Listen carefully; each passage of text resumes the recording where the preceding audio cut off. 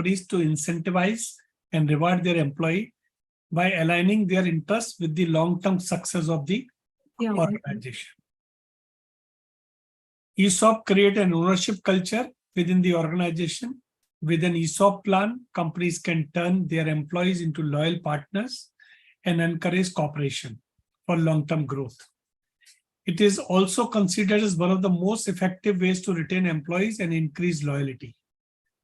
In the current corporate environment, ESOP are no longer limited only to startup or high-tech companies. ESOP plans are now being increasingly introduced by companies operating in different sector, different industry, and specifically in the listed segment. Anshuma will give you the entire analysis of these statistics. There are several key aspects involved like motivation, partnership and ownership, impact on financial, employee incentives, governance and communication, tax and regulatory aspects, consideration for the long-term view. Implementing ESOP, however, requires consideration of the variety of factors, particularly in listed companies, which require a thorough analysis. The purpose of this webinar is to analyze the different sets of factors for implementing ESOP. The key areas of discussion today is benefit and motivation, ESOP plan structure, financial impact, performance measurement and alignment, tax and regulatory consideration, long-term impact and sustainability. Friends, this is the one topic which looks like that is very small. But when you will see today's presentation of Mohini, then you'll realize that it is a complete in itself. If you talk ESOP, there is a question of strategy. If you talk about the ESOP, then you require tax issues, accounting issues, and the other HR issues also. So this is a complete set which requires various permutation and combination of knowledge as well as expertise. So today we will discuss all these issues, and that's why we have requested various speakers, and specifically from the industry, those who have given ESOP, and I extend a very hearty welcome to all the learned speakers for today's webinar. First, I will welcome Mayank Verma. He is a Company Secretary and Compliance Officer of Vicon Limited. He has over 18 years of experience in corporate secretarial functions across hybrid industries ranging from pharma, biotechnology, and financial sector. In today's webinar, Mayank's company is one of the oldest company which has came out the first ESOP in 2010. So we can understand that in 12 years, how many things has changed, and they are the pioneer. So their experience will guide everybody. So I welcome Mayank for this program. Then we have Sanjot Rangekar, is Company Secretary and Compliance Officer of Macrotech Developers Limited. She has over 25 years of rich experience in secretarial, cost accounting, public offering, compliance, FEMA, mergers, and corporate finance function. They also came out their first ESOP in 2018. I welcome you, Sanjot, for this program. Then we have Mr. Thomas, is Vice President Legal and Compliance and a Company Secretary of RateGain. He has over 13 years of experience in secretarial, legal, regulatory compliance functions in the company. And his company is also issued ESOP. And because he is working in other jurisdictions also, so his rich experience will definitely help us to understand various aspects. Then we have Ms. Mohini Vashne, partner and head ESOP and Insider Law Service, corporate profession. She is instrumental in developing web-based application of ESOP Guardian to manage ESOP, Insiders is to comply with SEBI PIT regulation, and which is running successfully in various companies. I welcome Mohini, and your rich experience will help us and guide us in the journey of this knowledge sharing. And last, we have Anshuma De. She is assistant manager in ESOP corporate profession. She is working exclusively in ESOP and helping Mohini in this department. So friends, today's structure of the program is like this. First, we have done various surveys. So Anshuma will give the trends of ESOP in listed companies. Then Mohini will talk about the legal framework of ESOP and for listed companies, the complete aspects. And then we will have a roundtable discussion. And in roundtable discussion, we have prepared various questions like brief about type of ESOP in your companies. So all 4 speakers will talk about this because Mohini is handling in various companies. So 3 speakers from the industry.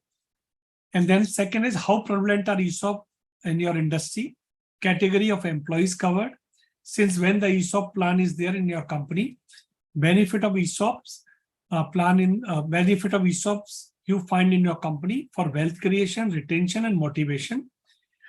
Then next question will be, do you have any comments on how ESOP have affected employees' remuneration in terms of cost benefit of cash benefit? Then have you ever faced any practical issue as a result of a law or regulation? So this we will discuss in roundtable and we will talk about this. Friends, as you are aware that ESOP is now a very popular instrument. And we are just talking about various aspects of ESOP, that what types of ESOPs are there. But in future, the first question is that how ESOP has bring changes in the corporate world. So answer is yes, because ownership culture has changed, employee engagement and motivation is there, retention and loyalty is there, and alignment of interests of various stakeholders are there, performance-driven culture is becoming, succession planning and ownership transition is taking place, and improved corporate governance because those who are giving ESOP, they are identified as the well-governed companies. Now, the question is Indian companies are accepting ESOP? So, yes, employee incentive they are giving. Startup culture is promoting the ESOP because ESOP has come from IT and then startup, and now it is spreading in other companies. Regulatory support is there in a company law, unlisted company through company law, and listed company through SEBI. And SEBI is continuously promoting and reducing the compliance and other issues. Success stories are there where people have become the millionaire and the billionaire, and they have started their own setup through the ESOP that is there.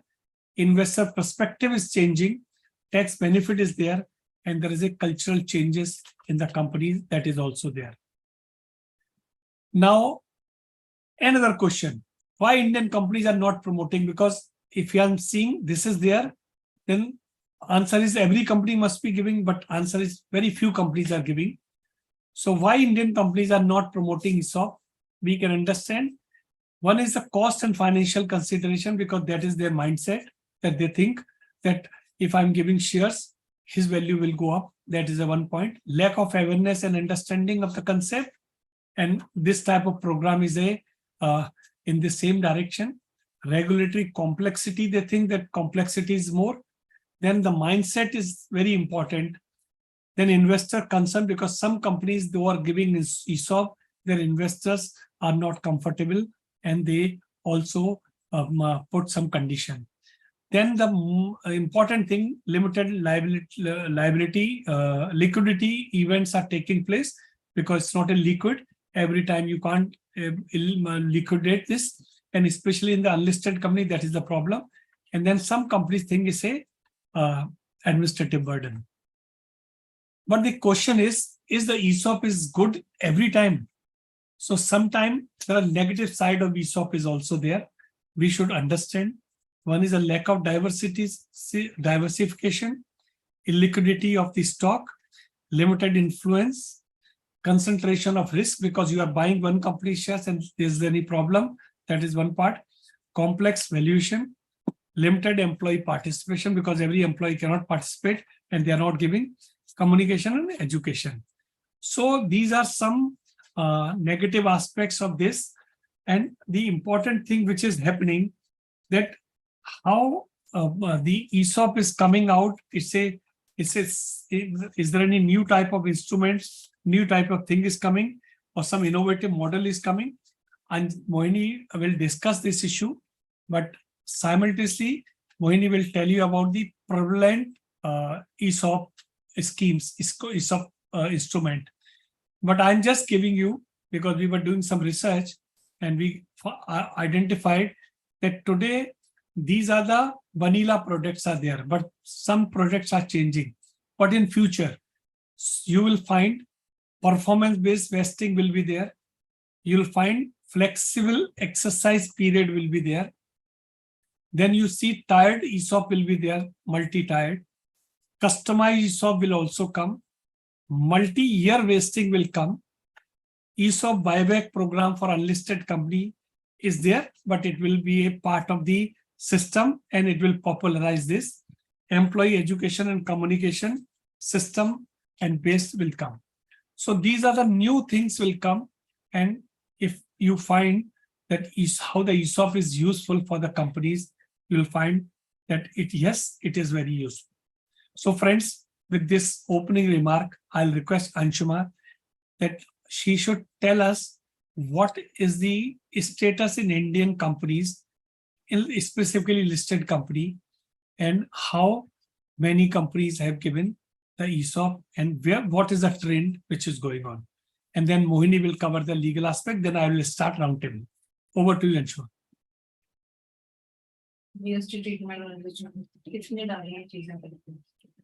Thank you, Pawan sir, for the brief introduction on ESOPs. So ESOP is considered, as Pawan sir rightly said, that ESOP is considered as a popular tool among the companies to incentivize their employees. And implementation of ESOP is not just limited to the IT sector, but in recent years, even the non-IT sectors have, including the startup companies, are also opting for these equity-based instruments. Now, before looking into the legal aspects of ESOP, I want to show a bigger picture by analyzing how ESOP are actually implemented in the listed companies. Now, we at CP regularly conduct certain polling surveys on various aspects. And one of the polling was conducted by us for the financial year 22-23 on a LinkedIn page, ESOP Guardian, where it was seen that almost 69% have voted in the favor that yes, ESOP is considered as the best way to recognize, retain, and reward employees. Almost 100% have voted that yes, ESOP is considered as the part of their hiring strategies in the companies. 90% considered that ESOP is given in the form of reward compensation. And almost 30% have voted that they consider that the ESOP benefits the employees by creating an ownership interest in the companies. So considering these polling results, it has been analyzed that yes, ESOP is one of the most commonly used instruments which serves the purpose of retention and incentivize the employees in the listed companies. Now moving on to the next analysis, that is top 50 Nifty listed companies, For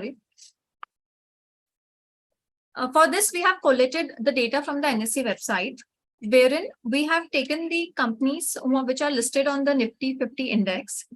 And upon analyzing it, it can be seen that almost 56% of the database consists of the listed companies having ESOPs. That is, almost 28 companies have implemented ESOPs in their companies. The rest have been consist of 12% of the PSU entities. That is, almost 6 listed companies are of the PSU sectors. And the remaining 16 listed companies are there who have not implemented any equity incentive-based scheme, and the PSU sector is still left untouched. There are few names of the listed entities which are having ESOPs have been listed out below. Now moving on to another industry analysis. So considering these 20 listed companies on Nifty 50 index, who have implemented ESOPs in their companies were then further bifurcated on the basis of their industry sector. And it has been seen that almost majority of the ESOPs are being implemented in the listed companies, in the BFSI sectors, that is the financial sectors, covering almost 36%. Next comes the automobile and auto component sectors, which is covering almost 14%. The IT industry sector is covering almost 11%. The rest is bifurcated into healthcare industry, construction industries, fast-moving consumer goods, and other consumer durables, which are having almost 7% each in the database. Upon this analysis, it has been seen that the listed companies from the BFSI sectors are majorly implemented ESOPs, but however, the other sectors are also moving towards the implementation of ESOPs now. The next analysis is with regards to the types of employee stock benefit schemes. So based on the analysis of our internal database and our internal polling surveys for the financial year 22-23, again, majority of the listed companies have implemented ESOPs in their organization, considering that ESOP serves the best purpose for incentivizing the employees. The rest companies have also considered RSUs and SAR instruments for rewarding their employees. This analysis shows that among the listed companies, ESOPs are implemented at a broad level, and they are considered to be a is considered as an instrument for incentivizing. Recently, companies are also opting for the combination of ESOPs and RSUs, and also the SAR schemes are also getting opted by the listed companies. The next analysis is with regards to the coverage of employees. That is, at what level of management the employees are covered by the listed companies.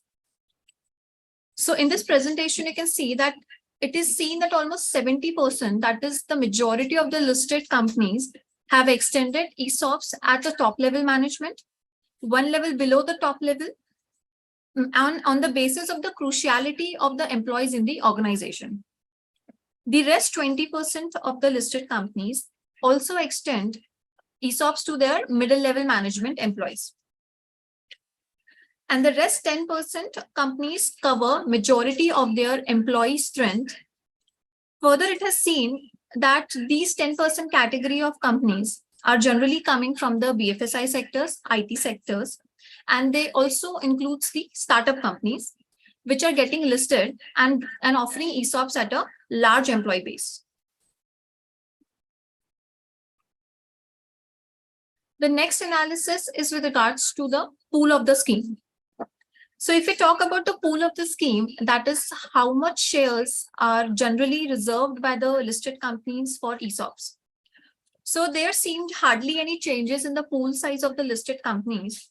That is, it is generally ranges from the 1% to 5% of the pool. That means that the listed companies generally aside 1 to 5% for their ESOP pool to be offered to the employees under the various ESOP schemes.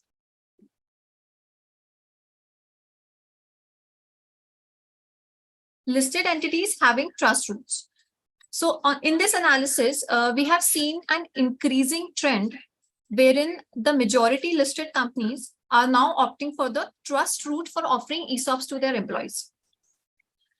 With this recent trend is also related to the recent increase in the purchase of the shares from the secondary market.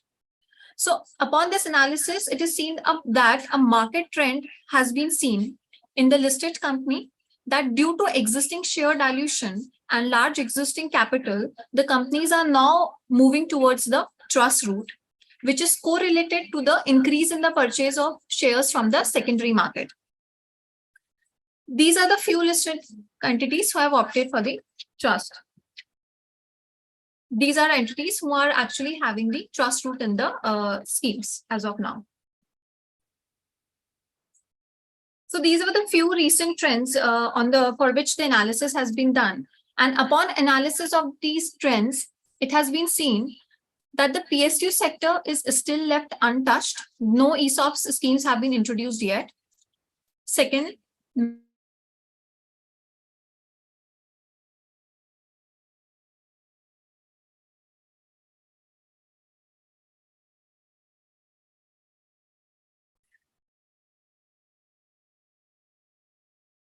is it audible now? Yeah, it's audible. Yeah. So second point, I was talking that majority the ESOPs are being implemented in the IT sectors, which are prevalent in the unlisted companies. But in the listed companies, we are seeing that the BFSI sectors, majority are the banks who have implemented ESOPs. Since as the RBI circular says that the banks can issue the ESOPs to their whole-time directors, managing directors, and CEO, from which it is seen that the ESOP trend in the listed company is going to increase. The ESOPs in the listed companies can be seen to increase considering various factors such as increase in price in the market, considering the various economic growth factors. The liquidity is available in the market. Some peer groups are also offering the ESOPs, which creates the industry pressure to offer ESOPs. And it is a good mode for providing rewards, loyalty, performance to the employees. Next is the other sectors are also moving towards the implementation of ESOPs. Now I request Pawan sir to take the discussion forward. Thank you, Anshuma. Thank you for giving this analysis of various polls which you have conducted. So friends, now time is that first we should understand what is this ESOP concept, how it is divided into various parts, and what are the technical keys we have to take care, specifically for listed companies. So Mohini will give you the presentation on all aspects. Then I will start the roundtable and discuss all questions from the expert related to this. Friends, today we are doing various polls on various aspects of this ESOP. So I request all of you, please give your comments so we can show it to the public also, and it can enhance the understanding and the practicality and applicability also. So over to you, Mohini. Thank you, Pawan sir. Good evening, everyone. So to start with the legal framework on ESOPs. So before I start, it's just a thing that when we talk about an ESOP, so we are issuing and sharing the equity ownership with the employees of the company. So this is the reason why the legal framework has been set up by the SEBI, and as well as it is governed by the Companies Act. So this is the reason the legal framework will come into picture when we are issuing the ESOPs. So when we talk about an ESOP's legal framework, so legal framework is not so much rigid. They are giving you a grand flexibility that you can frame your scheme because it's a policy of the company in accordance what you want and what you want to give to your employees. There are a few minimum standards which you need to follow and few do's and don'ts which you need to keep in mind when you are issuing the ESOPs. So because when we are giving the ESOPs in our organization, so yes, because the shares are being issued to the employees. And now we specifically today, we are taking up the listed companies. So with respect to the other aspects in this, because the employees are having the shares of a listed company, that will also come into picture. So one by one, we take on these aspects. First important is that generally we all are aware of that what the employee stock benefit schemes are. So in the employee stock benefit scheme, we are giving an ownership interest to the employees by making them participant in the stock and the shares of the company. How this life cycle of from being an employee to the shareholder comes, that first we create a scheme. Definitely it's a policy, it's a complete policy, blanket policy we can say we make, wherein we set aside some pool, some ESOP shares for the employees. From there we start the grant to the employees based upon various eligibility criteria, which we can decide in the company as per their what they want to. There are various criteria which they can keep, like their loyalty, their performances. On the basis of that, they grant. Once they complete their grant process, then they go for the vesting. The options get vested based upon the conditions which the company put to the employees in the grant letters. That means when they are granting, they can put any conditions which the employee need to fulfill before get these shares in their hand. So that the part, when they fulfill those conditions, the part that is vesting. And when the vesting is done, then they have the right to convert those vested options into equity.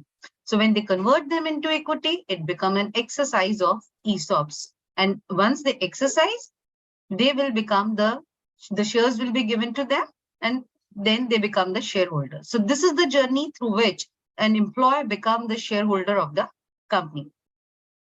So through this process, the employee has to perform, has to give some, has to complete some time period with the company, and only then they become eligible to get the shares of the company.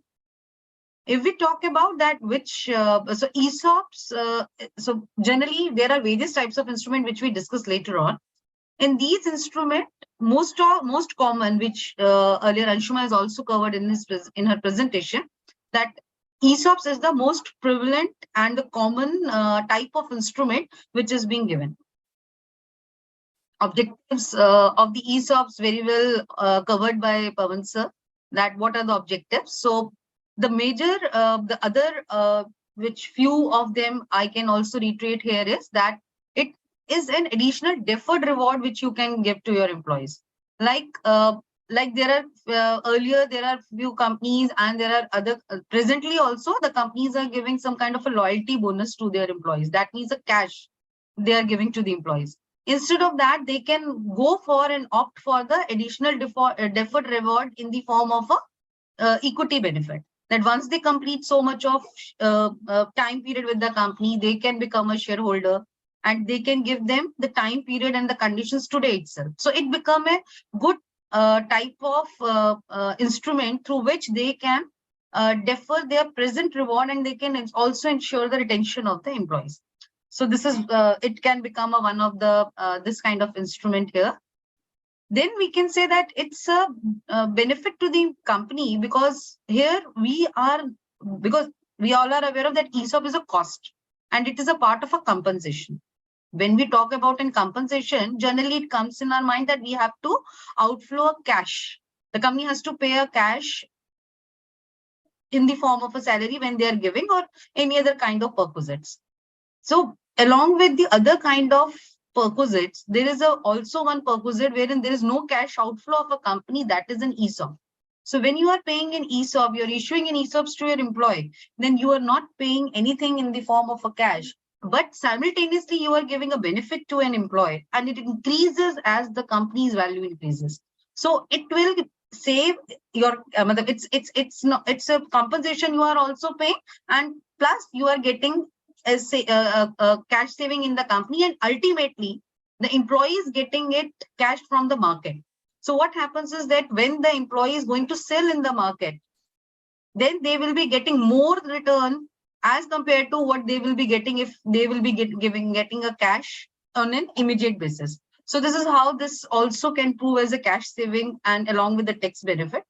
Why it's a tax benefit? Because if it's a in the various high court judgments are there, wherein the expense or the cost which we are incurring in the ESOPs, we are getting the company will book through the P&L, and being this expense, they will be getting the tax benefit as well. So this is also we can say that it's a dual benefit here as well. Then we come into that what is the cost of what ESOP is a cost effective tool. How the cost effective is, as I earlier covered that, because it's either a reward or a part of a CTC, there is a value which we are giving. ESOPs is not a number. First, we are giving the value. So when we are giving the value, when the company will be giving the value, they have in mind that this much of compensation they want to give. On the basis of that benefit, they are calculating the numbers, and they are booking the cost in their books. But when ultimately the employee is getting it through when they are actually selling it in the market, then it is more than what actually they be getting, in case if they will be getting in the form of a cash. So here the company will also be having a cost-effective tool, because today you are giving at a very less cost. It will be a very less cost, and ultimately the employee will be getting a remuneration more than many a times in many companies, more than expected what the management has thought of from them. So this is that how the ESOPs can be implemented, and the objective you can fulfill in case when you are giving the ESOPs. When we so now it comes to that, what are the instruments and what are the ways in which the ESOPs can be given? So when we talk about the ways, the various ways and various types of benefits you can give to your employees are, so types of the benefit plans we can divide broadly into two categories. It's an equity-based plan and the cash-based plan. When we talk about the equity-based plan, so then in that, the commonly known instruments are ESOPs, like employee stock options, employee stock purchase plans, restrictive stock units, stock appreciation rights. When we talk about the ESOP, so it's a commonly accepted instrument. Employee stock purchase plan is also slowly coming into picture. RSUs, a new name coming from the US market and now becoming slowly and gradually a prevalent word in the market as well, and stock appreciation. Here there is a cash-based. So in all these instruments, we are sharing ultimately an equity with our employees, and they will be becoming the shareholder actually. When we talk about a cash-based plan, so here in this, generally the company will not be sharing an equity with their employees. Whatever the appreciation in the market and the value of the stock is, that will be shared in the form of a cash. So here the value is derived, the option will be deriving the value from the company's market value, but ultimately it will be paid in the form of a cash. So here in the earlier instruments, they will be giving the equity, but here in the next, they will be paying in the form of cash. In a brief, I will explain you all these instruments first.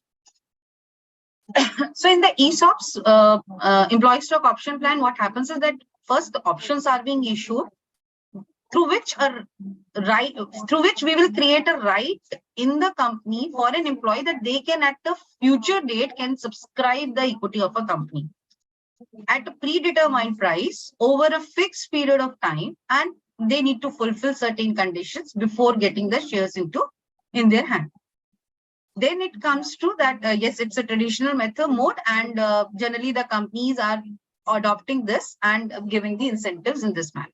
Yes, there is a very flexibilities there, wherein you can decide the terms in the manner in which you want, like to whom to grant, what the conditions you want to, what the exercise period will be, and what the vesting period will be.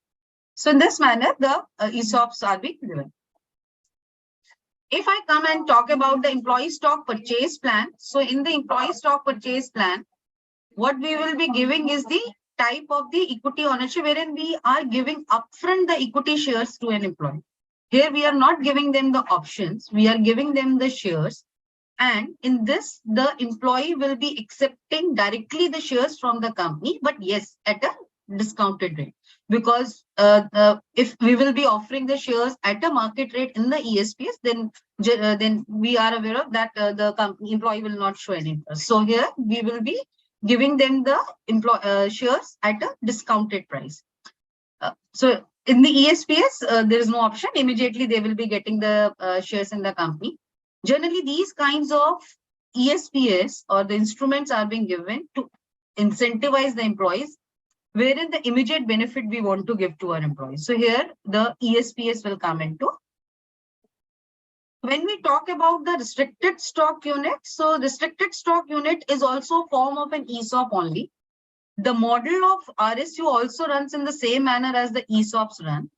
But generally, the ESOPs, RSUs are being given upon the fulfillment of certain conditions, which is either be linked with the loyalty of an employee or with the performance of based.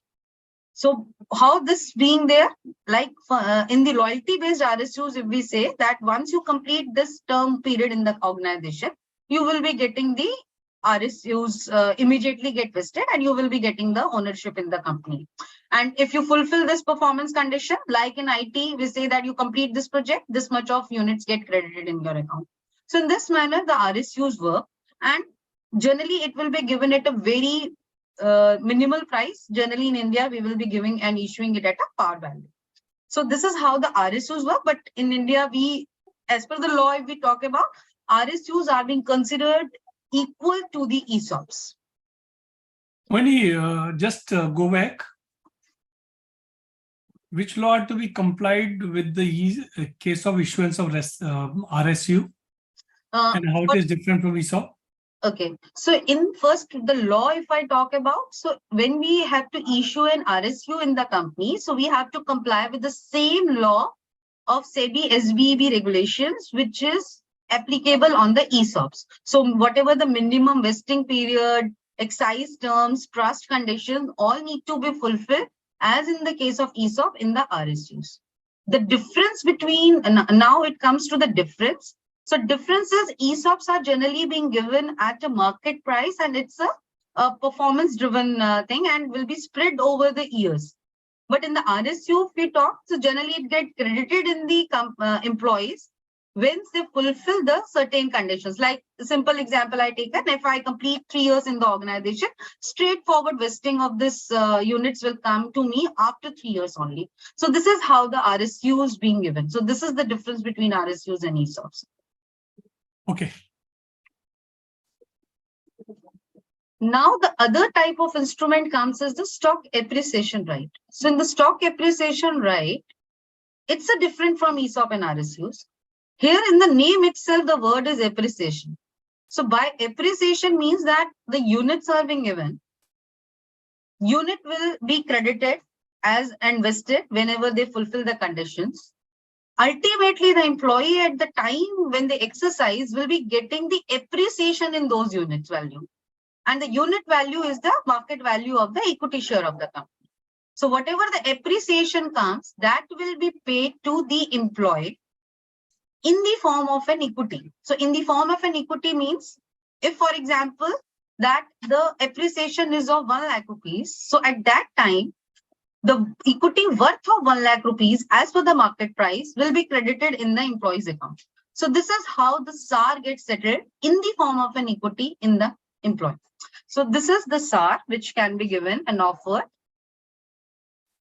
These are the instruments, and if we talk about in the legal terms that law recognize, whether law recognize all these instruments in the listed companies.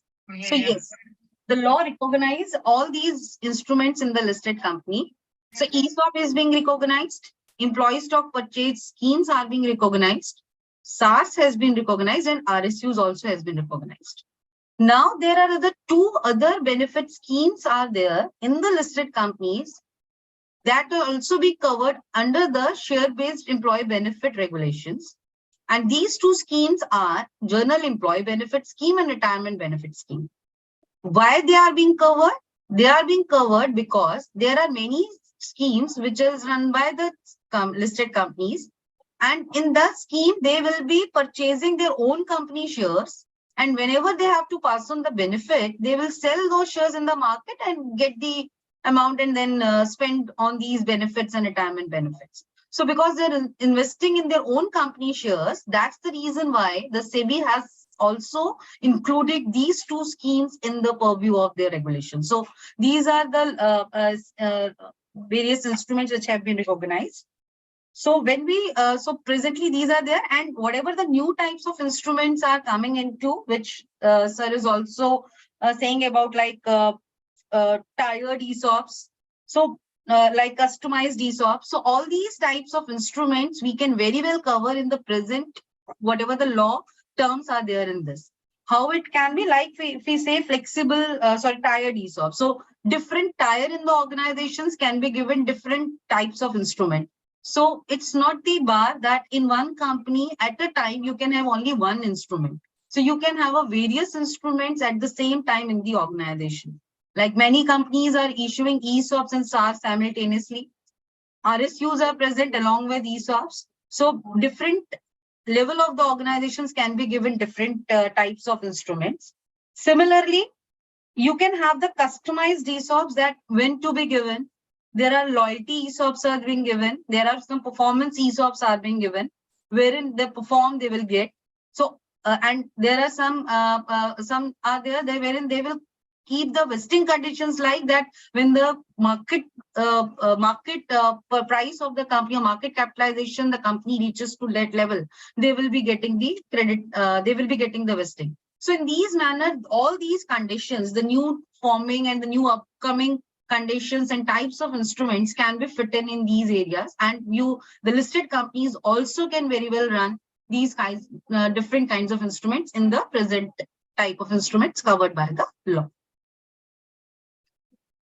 Now we come to that, the question comes that if I have implemented, to whom I can give. So law covered the different kinds of employees, and only the employees they are covering, the first thing. So who all employees can be covered? So employee designated by the company. That means the company designate them as an employee of a company, then only be given. So consultant and other people will go out of this purview.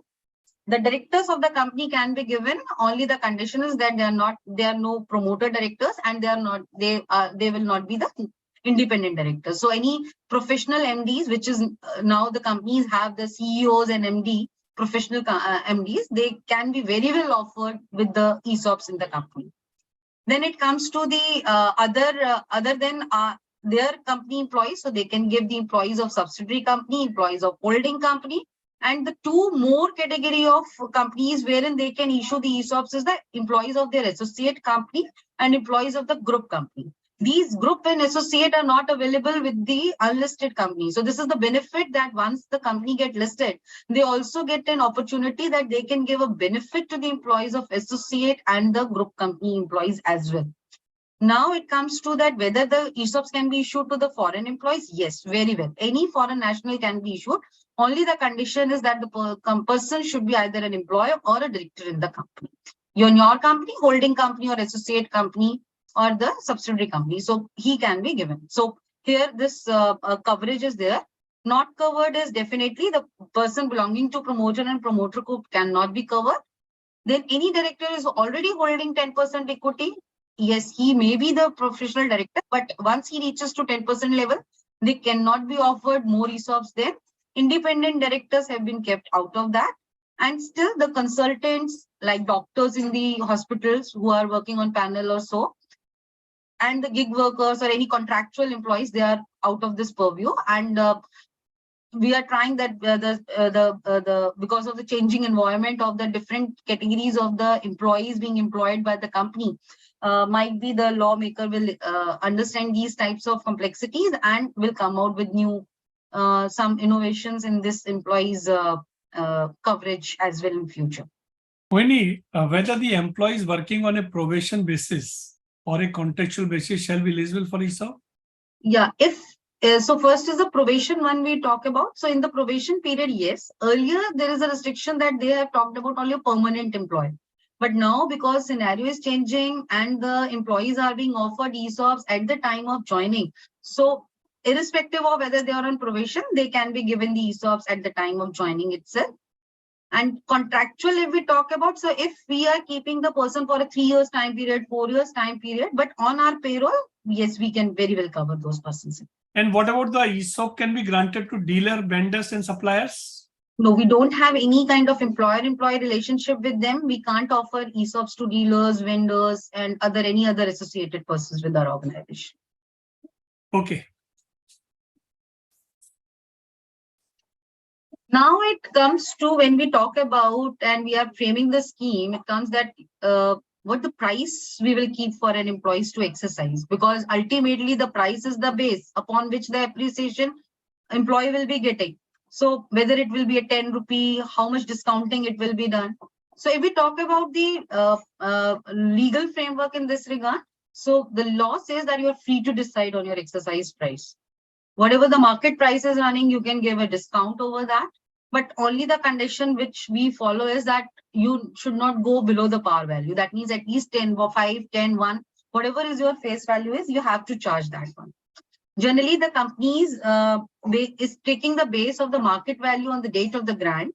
And on that, whatever the discount if they want to, they can offer, and that price will become actual exercise price for an employee for that particular grant. So you're free to decide on your exercise price.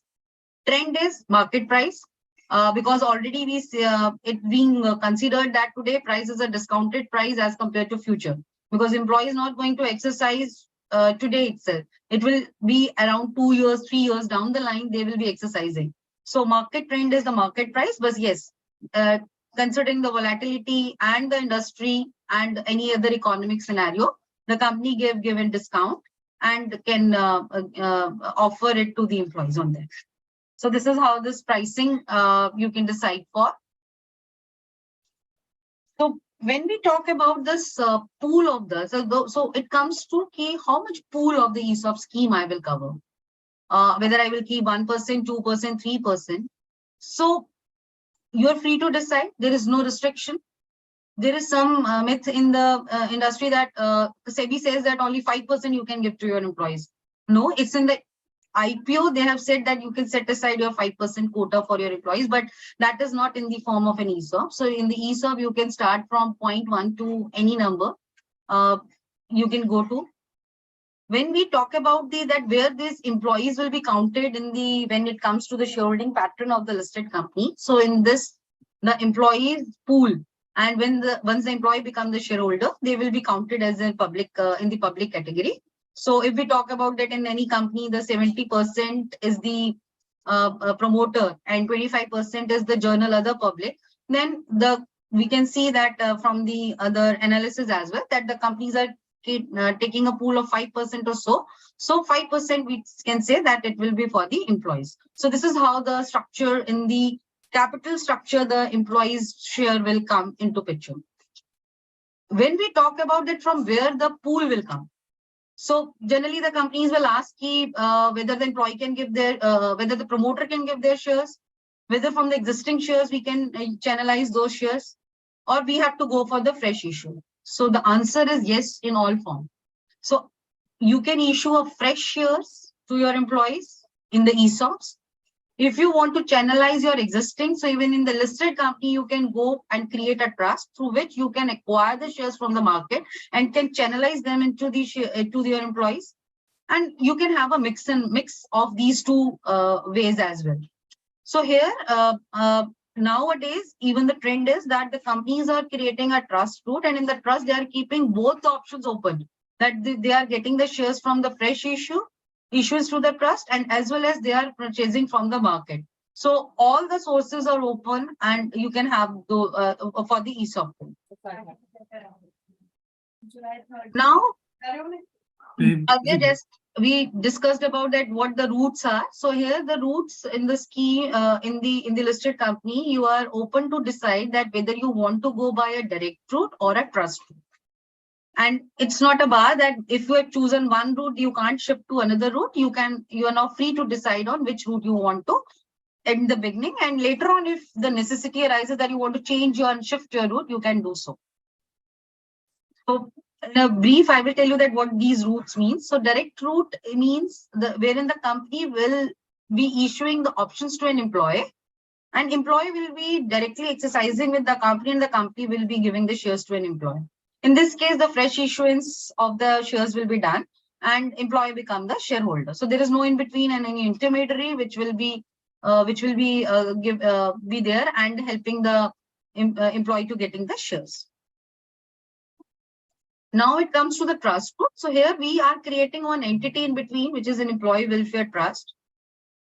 The entire scenario of ESOPs run by the company, that they will be issuing the shares, they will be granting the ESOP, the terms will be fixing by the company. The trust, what will be doing, trust will be holding the shares as if in a fiduciary position for the employees. And whenever the employee will be exercising, trust will be transferring the shares to them. Or in case many other methodologies for the listed companies are there, that through which with the help of the trust, the company can give more opportunities for cashless exercises to the employee. So this is how this intermediary will be created, and the ESOP shares can be channelized to the employees. Now, when it comes to that, if we have a trust, so as we talk about that, how the trust will be getting the shares. So as we earlier covered that the shares can be issued from the fresh pool and from the existing market acquisition. So trust is the mode through which you can do both things. So trust can acquire the shares from the secondary acquisition and can take the shares from the company as well. Only the thing which you keep in mind that when you are going for the secondary market acquisition, you have a limit that in a year you can purchase only 2% of equity, and overall limit is 5% in your paid up capital. So that's the limit which you need to follow when you are acquiring the shares through the trust from the market. But in the direct case, there is no limit. Another important point, when you will be creating a trust, the company has a question that to whom I can appoint a trustee. So when you are so the person who cannot be appointed as the trustee are the directors and the KMPs of the of the company and the promoters, director of your holding subsidiary and associate. So all these are barred, but other than that, definitely you can have any name as a trustee, and you can have an outside trustees as well. There are many companies, many organizations which are providing trusteeship services. You can appoint those organization also as your trustee. Only when you are appointing trustee, you have to keep in mind that when you are appointing any corporate entity as a trustee, it can be a sole trustee. But when you are appointing any individual as a trustee, so you should have a minimum 2 trustees. Now we come to so these are the brief about that how the SEBI is. Yeah. Yes. Mani, just on the trust aspects, there are 2-3 issues which I just want to get a clarification. In which category the trust is shown in the shareholding pattern of the listed company? When we are issuing the shares to the trust shareholding will be shown in the non-promoter, non-public category in the shareholding pattern. So neither it's a public, neither it's a promoter. And what will be the treatment of excess share available with the trust after the winding up the scheme, whether it can be used for new ESOP scheme? So because when we are operating any scheme through the trust, so the trust will purchase the share and that will be utilized only for that scheme. But yes, when the scheme becomes over and the scheme is no more there in this, then the condition, there are 2 ways. That first is either you sell all those shares and whatever the money will come, utilize that as per the trust deed. Otherwise, nowadays, now the regulator and the 2021 has given the avenue that in case if you have the surplus shares of any other scheme, earlier scheme, which has been wound up, you can utilize those shares for the another scheme, the new scheme as well, but you need to take the shareholders approval. So nowadays you can use those shares. Can ESOP trust be funded by the company? If yes, how the ESOP trust will repay the loan? Yes, the trust can be funded by the company. So when we talk about that, they can acquire the shares. So for the acquisition, they can get the money from the company.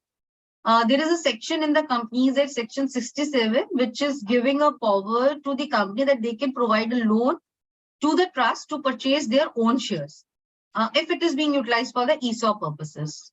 How it is to be repaid? So because the trust ultimately be giving and transferring these shares to the employee. So when the employee pay the exercise price to the trust, from that amount, the trust will repay the loan. Okay, does giving a loan to trust for ESOP purpose by companies attract section 186 of Companies Act? No, as I said that it will not attract 186, wherein the loan can be given to the employees or so. But here the trust can acquire the this loan from the company under section 67. So there is a separate section for that. Okay, what will be the time period for the appropriation of the unappropriated inventory of shares by the trust, which are not backed by the grants acquired through secondary acquisition by the trust? Yes, it's a very important thing because in the when you are going for the secondary market acquisition, you can't keep on hold the shares for a long time. Law says that when you are having the shares in the trust, so you have to allocate those shares, that means grant those shares within a period of 1 year. 1 year of the end of the last financial year. That means, for example, if we take in the 23-24, if any shares are being acquired in the trust, then these shares must be allocated by the end of financial year 2025. That means 31st March 25, I have to allocate. Only an extension of 1 year can be given that if NRC says that it's required. Otherwise, within 1 year, you need to allocate those shares, and maximum you can go up to 2. But beyond that, there is no scope for keeping those shares in the trust. Okay, can a trustee vote on the other resolution of the capacity of shareholder of the company other than the resolution pertaining to ESOP? No, because trustee is in the fiduciary position for the employees, and it being categorized as a non-promoter, non-public. So shares still in the shares when in the hands of the trustee can't vote. But as soon as it get transferred to the employee, they can vote. But trustee can't. Okay, under the cashless scheme, cashless exercise mechanism, whether all the shares underlying the trust, ESOP trust can be sold or not?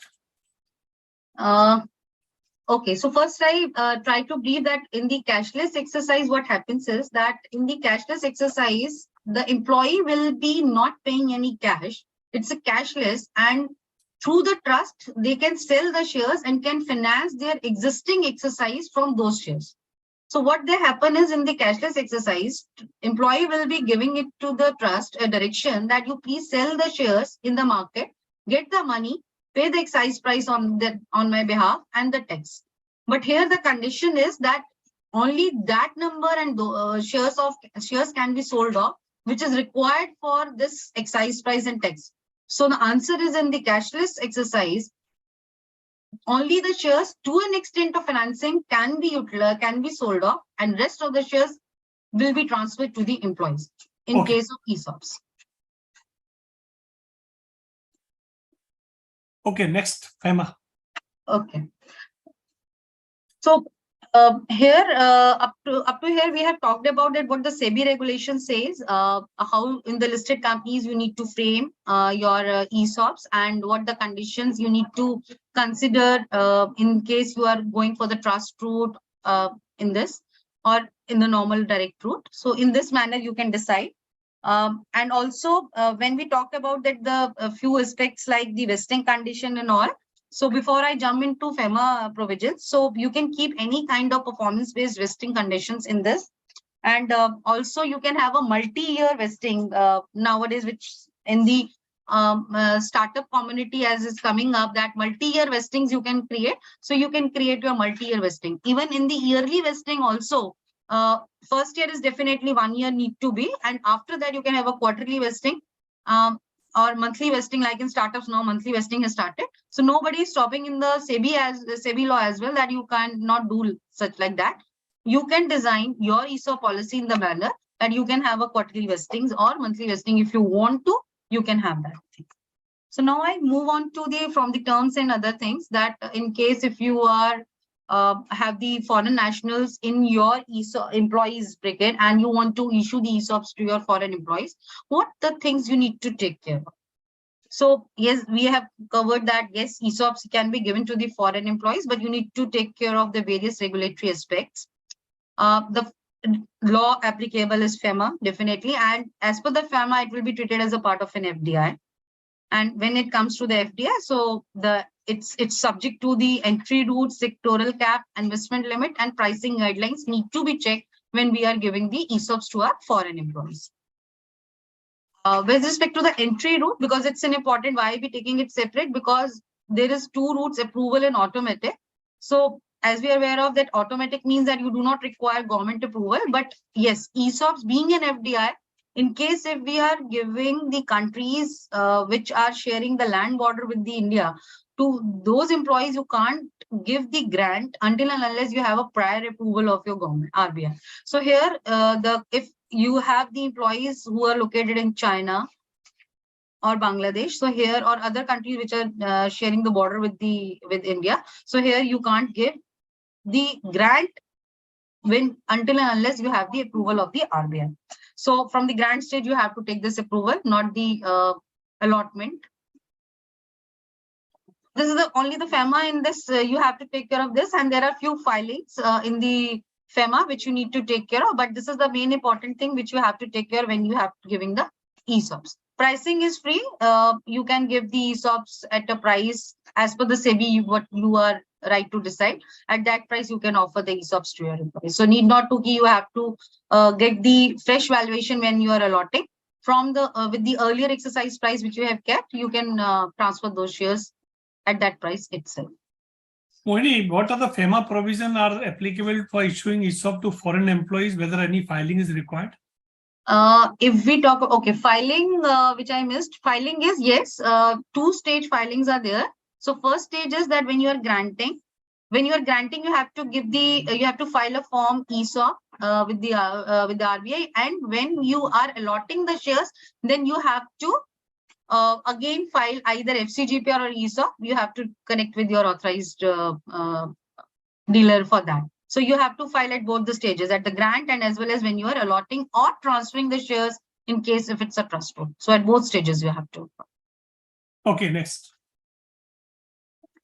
After the FEMA provision, because we can cover the directors as well. So important is that when we are offering it to directors, so whether it will be a part of a managerial remuneration. So the answer is yes. Reason being because it's a perquisite as per the Income Tax Act. And in the managerial remuneration, whatever the perquisite we are giving as per the income tax to the director, that will be counted in the managerial remuneration. Now the point comes is that when it will be treated as a part of a perquisite, at what stage and what the value of that perquisite will be. So in case of a directors, if we give an ESOPs, the perquisite value will arise at the time of exercise. The value of the perquisite value which added at the time of exercise is the difference between the market value at the time of exercise and the exercise price. That means the benefit which he is getting at the time of exercise, that will be added in their managerial remuneration of that particular year in which they exercise. And if it increases beyond the limits of your remuneration, you have to take the necessary approval. So this is with respect to if you are giving the ESOPs to your directors. Process in brief. For a listed company level, you have to take NRC approval, board approvals, shareholder approval. And whenever you are granting, you have the NRC approval for the same. Mohini, just one question, which is connected to managerial remuneration. Because you have told ESOP granted, including his managerial remuneration, but shareholders' approval is required upon exceeding the limit of managerial remuneration as prescribed under the Companies Act? Yes. But we can't have any value that how much it can be in the managerial remuneration, because when you are granting, today the market price is different. And actually when he be exercising, the market value may increase beyond a limit. What we have thought of. So here nowadays, if you go about, so companies have started taking that whatever the value of the ESOPs will be, that if the shareholders allow, that will be treated as a part of a remuneration at that time. So, but yes, it will be in the remuneration in the year of exercise only. Yeah, Pawan sir. Yeah, next. Okay, so with respect to the process, so at the company level, you have to take these approvals. So once the shareholder has given you the approval for the scheme, for the grant need not to go again to the board and shareholder. Only the NRC can operate and administer the complete ESOP scheme. At the authority level, you have to take the stock exchange IP approval. A few MCA filings are there, and in case if the FEMA foreign employees are there, then you have to go for the RBI filings. And the third party which get involved in this entire ESOP framework in the listed company is, the first is the merchant banker, because the merchant banker has to satisfy and has to certify that yes, the scheme is in compliance with SEBI guidelines. And every year from the secretarial auditor, you have to obtain a certificate that yes, you are administering your ESOPs as per the SEBI guidelines. So this SEC auditor certificate every year you need to keep in the AGM of yours. So after the process, in a brief, I want to cover about that the companies which are coming with the IPO, and once they get listed, because they earlier have the ESOP scheme before the listing.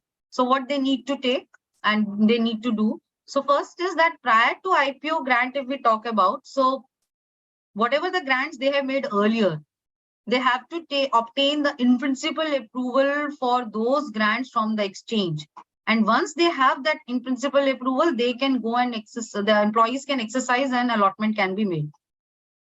So this is with respect to the prior to IPO grant, and with respect to the post IPO grant, yes, they have to go for the ratification by the shareholders, and before making any fresh grant, they have to take the IP approval. So for the post IPO, without ratification from the shareholders after listing, you can't go for the grant from your existing ESOP scheme, which is running prior to your IPO. So these are the things which you need to keep in mind if you are coming out with the IPO. Once the scheme is in force, you have started giving the grant, your people are exercising it. There's still few compliances which you need to do when you are running your ESOP schemes in the company. So that is that you have to give a disclosure in this respect separately in your board report. So the disclosure points are any material change in the scheme, diluted EPS, because ultimately it is going to affect your P&L because it's a cost. You have to give your diluted EPS, and as because it's ultimately be the shares which are being issued, any details of vesting, exercise, and source of shares, method to use the value your ESOPs like intrinsic or fair value, and whatever the option movement during the year is. It's a complete table you have seen in the listed companies board report will come that this is outstanding, opening balance, how much exercise, new grants, what the closing balance is. So it gives an idea that how much shares going will be going to the employees in the particular year. Other requirements with respect to this is that, yes, we have talked about that from the auditors, you have to take the certificate. And with respect to the accounting policy also, you have to give few disclosures in the your notes to accounts as well.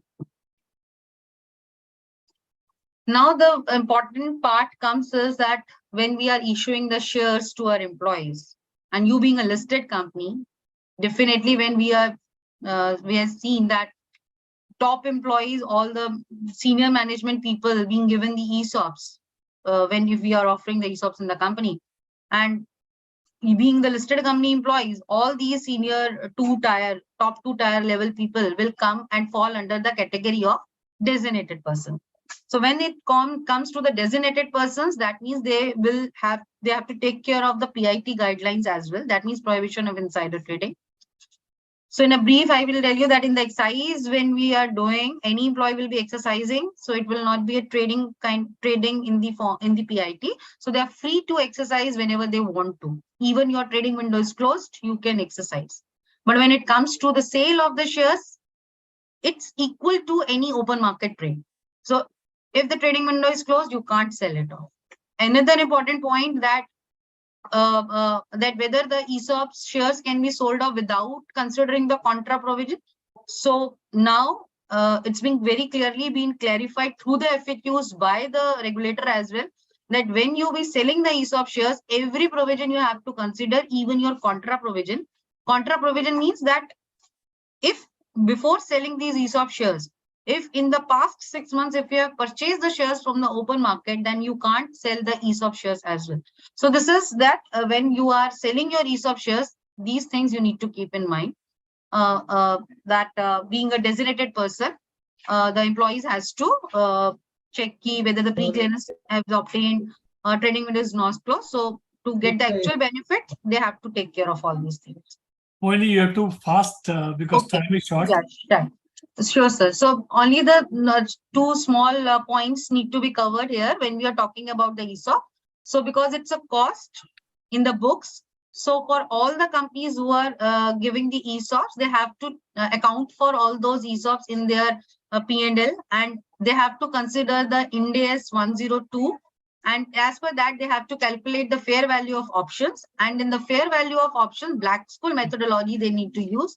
And over the vesting period, they need to book. And this valuation, this expense is tax exempt from the as per the High Court law. Now, when it comes to the tax treatment in the hands of an employee, here employee will be giving. Employee has to pay the tax 2 times. The first is when they are getting the shares at the time of allotment.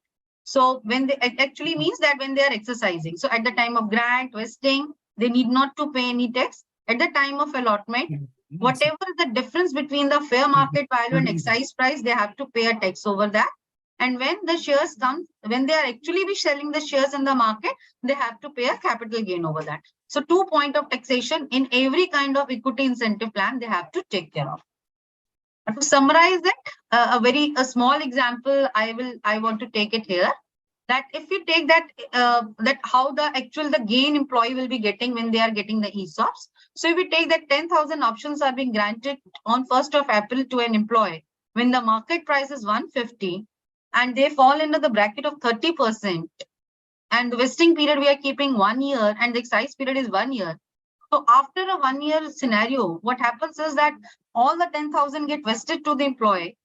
And at that time, if the price is reached to the 200 rupees, he has a notional gain of 50 rupees in their hand because 150 had reached to 200. And they will be getting this notional gain as a perquisite of 50,000 rupees in their salary. And when and the 30% tax if he is falling, so he has to pay a tax of almost 15 rupee per option. That means 15,000 from when he be exercising. So when he is exercising, he will be paying an excise price and this tax to the company, and they will be getting the shares. And if he is keeping it for a period of 1 year down the line, and at that time the price comes to 300, then almost 100 rupee gain on those shares they will be getting. And that means almost 10 lakh rupees of gain on the selling of those shares they will be getting at another 10 lakh rupees they will be selling, and they will be getting a gain out of it. So if they are paying even the LTCG over that, so almost a gain if we talk about, so he will be getting a gain of 12 lakh when he be exercising this 10,000 share, which he has received from the company at a grant price of 150 because the price is doubled and they are getting it a good value. So to summarize it, if I say that once the shares are being issued in the form of an ESOP, in many of the companies, it has been seen that many a times employees will be getting the remuneration more than the expected value which the management had thought of that at the time of grant they want to give them. So it's ultimately the employer and employee both be getting a benefit and both will be enjoying a wealth in their hand with the growth of the value company. So it's a win-win situation for both of them. So and as the market since the market is growing, definitely if the companies are giving an ESOPs to their employees and as the price grows, definitely your employee will be feel motivated and as a part of a company's growth and truly participate in the ESOPs. Only the condition is you have to familiarize your employees about the benefit your ESOPs when you are issuing the ESOPs in your company. Thank you. Thank you, sir. Okay, thank you very much, Moini. Thank you giving a very nice and summarized presentation, and you get some appreciation also, which I'll tell you later on. So friends, because time is short, so I have to do justice for this. So that's why I told Moini. Now there are so many questions we have received, but before taking the questions, we will take up each and every questions. I will start the round table. My three learned speakers are with me, Mayank, Sanjot, and Thomas. So I will start questions. First question is brief about type of ESOP in your companies. So Mayank, you can start, then Sanjot can tell, and then Thomas. So Mayank, your point. What are these? Yeah. Yes, thanks, Pawan. So I think before I start, let me say that Biocon is the company who started its stock options since its listing time. Okay. We had three stock option plans. The purchase plan launched at the time of IPO. Subsequently, we have the stock option plan we rolled out to all the employees, wherein we give over the tranches to the employees. And with the movement of time in 2020, we launched the RSU plan, wherein it was given to the employees who are more critical in terms of helping the organization to achieve the targets and achieving the strategy plan. So these are the three types of plan we have been in the organization since the last 18 years. Okay. Sanjot, what about your company? Thank you, sir. So, sir, as you know, Macrotech listed only in 2021. So our ESOP plans are relatively young, you may say. So we have got two types of ESOP plans. So one is an ESOP which we had prior to the IPO. When I say prior to the IPO means just before the IPO, we had allotted those grants to people. That is a very small ESOP plan basically. And the pricing in that was the issue price, a 20% discount over the issue price. After the listing after we listed in April 21, we implemented one more ESOP scheme, and that we have that scheme has a pool of 2% of the issued and paid up capital of the company at any point in time. That scheme is again broken up into two types of plans. One where the company has given a long-term incentive plan, that is a pure retention scheme type of plan, where there is a bullet vest at the end of 3 years. So those are kind of discount over the VWAP, 60, 30, 90 days VWAP. And the second plan, what the company had done was a small portion, which is the company performance. Now, an employee CTC has two portions, which is fixed and variable. So what our company had done was the variable portion again is broken down into the company performance, the employees performance, and team performance. So the company performance part of it was given to certain employees as. So those are the three. And these plans in our company are generally to senior management and to employees who are critical and who have contributed substantially to the growth of the company and supported during hard COVID times. So that was recognized by the company and employees were incentivized accordingly. Thank you. Okay, Thomas. Yeah, thanks, Pawanji. And first of all, I would like to thank Mohini for that wonderful presentation and learned session that she took prior to this. So RateGain is, I guess, the newest listed entity amongst three companies, representatives who have joined. We've listed in December 21 only. So we have primarily three schemes, two pre-IPO ESOP plans, one starting in 2015, second one of 2018. These two plans are still continuing. There are like exercise happening on those plans, which we have not gone ahead and got a shareholders approval further post IPO. Hence, there are no fresh grants. So what we instead did was we came up with a SAR scheme post IPO. Primarily, we considered the factors that employees were finding it difficult to fund the exercise. That was one of the reasons why we went for a SAR scheme, and we have a SAR scheme which got approved post IPO, and that is currently live, and any new grant is happening in the form of SARs. So there are three live plans, we can say, in RateGain. And one of the things that is different with RateGain is that we have a global presence. We have our employees based out of Europe, Americas, and all. And there are senior level folks based out of those regions who are actually employed with our wholly owned subsidiaries, which are, I would say, having material contributions to the overall consolidated balance sheet. And hence, it's important for us as a company to retain them. And I guess SARs and ESOPs have helped us in that process. And we have continued with that even in the SARs scheme, including, I guess, even allotment of SARs in case of any senior level hire at which we are making at present. So we are granting SARs and ESOPs, not ESOPs post IPO, but prior to IPO, but now SARs to the senior level hires as well. Okay. Mohini, can you just briefly tell, you are handling so many companies. So which are the most important schemes are prevalent? The plain vanilla ESOPs are most prevalent because when the company is starting, they will not want some new to be tested in the company. So they will start with the ESOPs, but as gradually they grow, they are coming into with RSUs. Like in Biocon, they have the RSUs already. Like RateGain have started with the SARs, because earlier they have done with the ESOPs. And so slowly, as they grow, they will come out with the various instruments as well.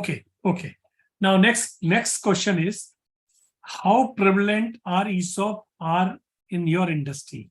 So I will start with mine, because you are in biochemical technology industry, or you can say pharma, bio, and Yeah. Okay. So how prevalent in your industry? So it's very much prevalent, Pawan. I think Biocon Group has got a couple of more companies. One is Syngene, which is a research arm. We have a biologics section, which is also unlisted for the time being. But yes, we have got the stock options plan for these companies.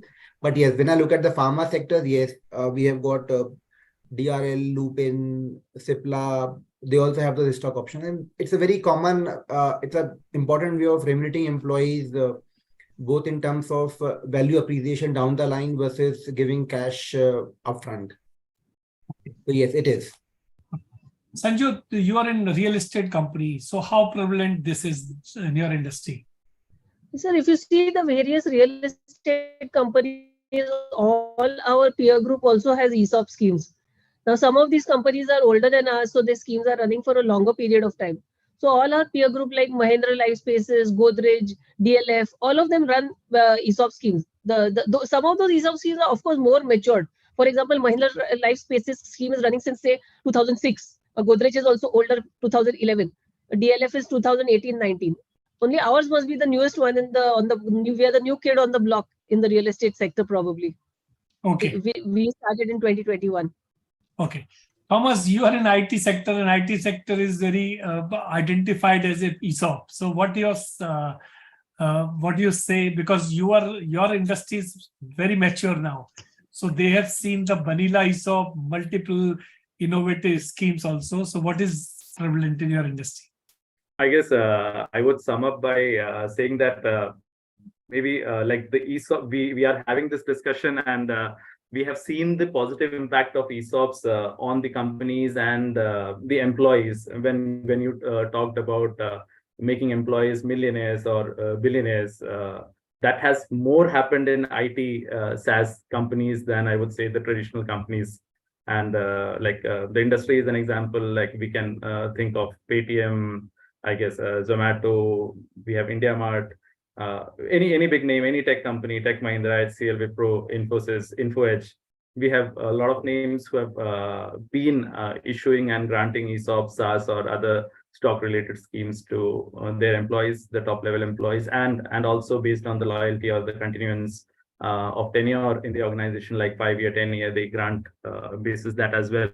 So any employee who joined them at a very early stage has really grown and achieved a lot by creating wealth through their long-term association in the IT SaaS companies. Okay. Mayank, what types of category of employees are covered in your company? So in terms of category, initially when the IPO came, we gave a loyalty option to across all the employees in the organization, including the Biocon plus its subsidiaries. But gradually, with a period of time, we moved from all employees to the set of employees, say manager and above, who are more critical in terms of performing roles in the organizations. We gave stock options to them. And now when we move to the RSUs, then it is more towards achieving the objectives, numbers, and things. We move to the set of employees. So it's definitely the very small number of people in terms of RSUs. But yes, the ESOP has got a larger number, senior to the mid manager, and initially on the loyalty stock options to the employees. Okay. Sanjot, your? Sir, in our company also actually ESOPs, the pre-IPO ESOPs were given to the leadership team. That was a pool of very few people got those ESOPs. But the post-IPO scheme is largely to the senior management and people we call key associates groups in our company. So those are the people who are generally responsible for delivering performance or certain key support functions of the group. So those are the people who get it. But yes, our ESOP schemes also percolate down to the mid-senior level. As of now, it has not reached below that. It has not reached below that as yet. It is mid-senior. Okay. Thomas, in your company?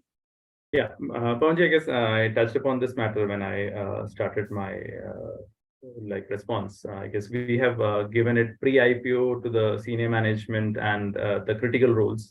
It was restricted to a smaller group. But I guess post-IPO, we have extended, when we came out with SaaS, we have extended that to a larger extent. And I would say one out of 5 employees roughly is part of that team now who have been granted ESOPs and SaaS based on their performance, based on their tenure and all with the organization, including those who are working with our foreign subsidiaries. Okay. Now, though these questions we have discussed, since when the ESOP plan is there in your company, I want to modify this question because Biochem is one of the pioneer company. So you are having since 2010. But any changes you have brought out in this or something new, or initially when you came out, you faced some problem? So in terms of stock option plans, so the initial one was the purchase plan, which was only for the IPO. It's closed by the time. Subsequently, yes. So over a period of time, we went to the shareholders and closed all the tranches given earlier, the tranche 1, tranche 2, and limited to the set of employees more critical. And we also sought the approvals in terms of giving at a discount, say 50% of the discount to the market price. So those were a couple of changes done during the year for the ESOP plan. Okay. In your case, Sanjita, you are the newcomers in this. Sir, no, we don't have this situation actually. We have not faced this situation as of now. Okay. Thomas, when you started Because this, it's all under the new regulation. okay. Thomas, when you have started?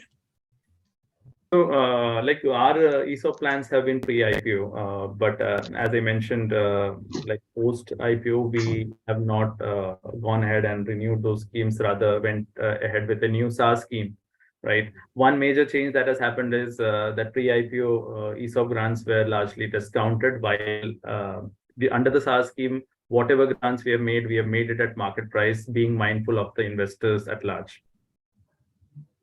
Okay. Okay. Now, we have seen this, that ESOP is prevalent, but impact assessment is most important. By saying that ESOP is there and we have issued ESOP, I just want to understand from all three speakers that what benefit of ESOP you find in your company. That is number one, wealth creation, retention, and motivation. In which area do you think, I'll start mine with you, in all 3 points, which are the important thing your company or you people have taken advantage, or you find that our company got benefited by this? I think when I look at Biocon in terms of last 18 years, yes, it helps. Wealth creation was the one thing which happened enormously for the people who were in the system at the time of IPO. So yes, that was there. And then yes, those people got a motivation that the wealth is getting created. They were in the system helping company to achieve more and more in the coming years. So they were retained, they were again further granted. That's how the wealth creation has happened over the period of last nearly 2 decades. Okay. Okay. Sanjay, you? Yeah, in our company, basically, I feel ESOPs have been great motivators and retention tools. Now, because the sizable portion of grants is yet to vest, employees are yet to have any significant wealth creation. So right now, I feel being, in the early stages of the ESOP, I feel motivation and retention has been the, key thing for all the employees in this organization. I think when they vest next year, employees will understand how important ESOPs are, what the company has really done for them. At that point, they will, see the significance of it as a wealth creation tool. But one place, I have seen that ESOPs have helped. ESOPs also help an investor's perception into the company. So if you see sustainability benchmarks, they give a significant portion of points for participation of employees and senior leadership team in the as owners of the company. So it is there prevalent across all the benchmarks like S&P, CSA, GRESB. All of them have these kind of markers. So I think ESOP tools are viewed very favorably by the investor community. Okay. Okay. Thomas, in your opinion, your company's point of view, wealth creation, retention, motivation, which is the most important aspects? Pawanji, I would break it down into 2 parts, I guess. My learned colleagues have already commented that generally wealth creation is something which happens in pre-IPO ESOPs, right? And that's what we have observed, that if employees have been granted ESOPs pre-IPO, moment the IPO happens, there is a huge wealth creation happening. And post-IPO, ESOPs help us in retaining the talent or the senior team members who are joining us and motivating them to perform better, because more the company grows, more they are also growing with the company, in not only in terms of their knowledge, experience, or expertise or contribution they are doing, but also being owners, they are increasing their own wealth. So it works both ways. I would split it into two parts: pre-IPO, post-IPO. Post-IPO, it's more of a retention and motivation. Pre-IPO, it's wealth creation, though wealth creation does happen post as well. Okay, Mohini, what is your take on this issue when you are interacting and you are making schemes for various things? So people are coming for wealth creation, retention, or motivation. What are the main aspects of the company which are approaching you? So basically, the first important when they are preparing the scheme is the retention, because retention is important for any organization, that the employee should stay in the organization, and only for the salary or for only for the compensation they will not shift. So to compensate in that form, retention is the first thing which the companies have in mind, that they want to have the ESOPs, because nowadays in every industry ESOPs are prevalent. So if I not be giving, other is giving, definitely the retention will not be served. So retention is the first thing. And definitely wealth, as the company value is growing and unicorns are getting listed, okay, because of many of the reasons, the value is not getting so much unlocked for the newcomers. But when the value increase, wealth will increase, and wealth increase, the motivation also comes into picture. So first is retention, and definitely the second one is the wealth creation, which is coming into. Okay. Anshuma, you have any point in this? In which out of these three? Your voice is low. No. You correct it, then I'll come back to you. Okay. So now the most important question. Now Mohini is also saying, because she's implementing, and you're also saying, how do you have any comments on how ESOP have affected employees' remuneration in terms of cost benefit or cash benefit? And third aspect is cost reduction. So is the ESOP has given any anything like this? Mayank? Yes, very much. I think it gives benefit to both employer as well as the employee. So employer thinks that let's reduce the cash component over a period of time and give more benefit in terms of wealth creation down the line by offering stock options. So when you do that, you save the cash component and help employees to perform better, to ensure that the price of the shares goes up, and whatever the options granted to them have a more value in terms of benefit to them down the line. Okay. What about your thing, Sanjay?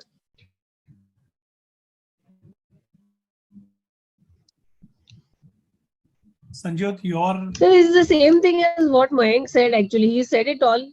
Largely, it is the same thing.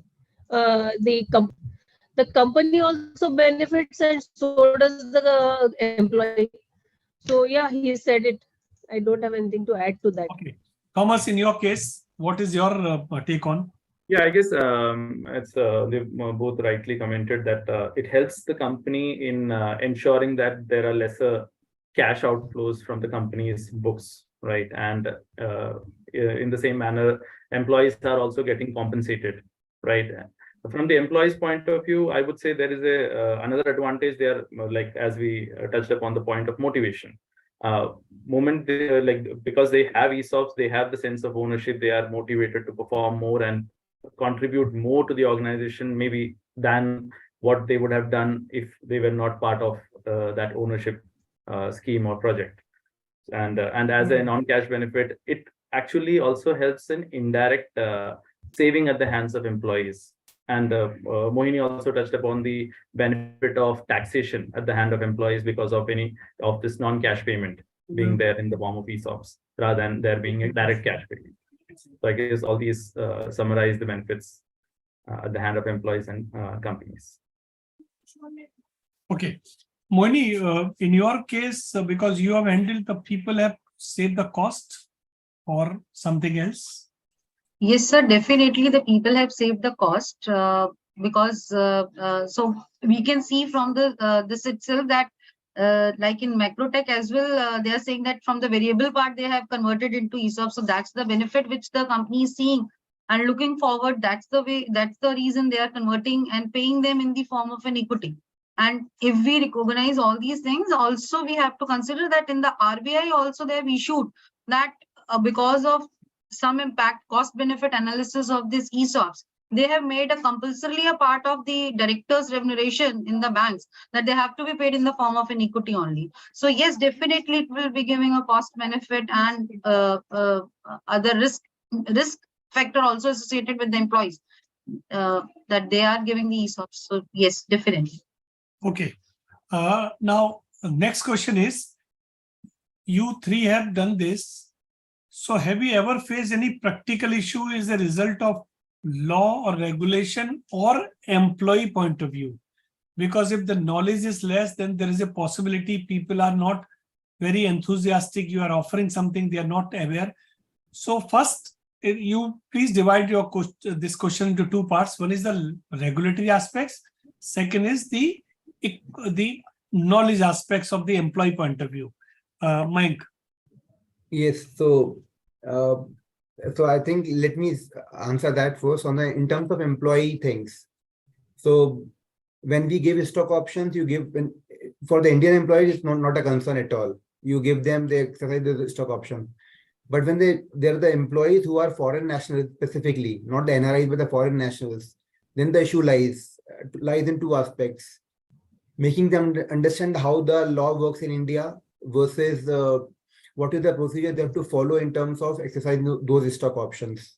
So now so getting the PAN from them, getting the demat account open, connecting them with the vendors, banks, it's a huge task.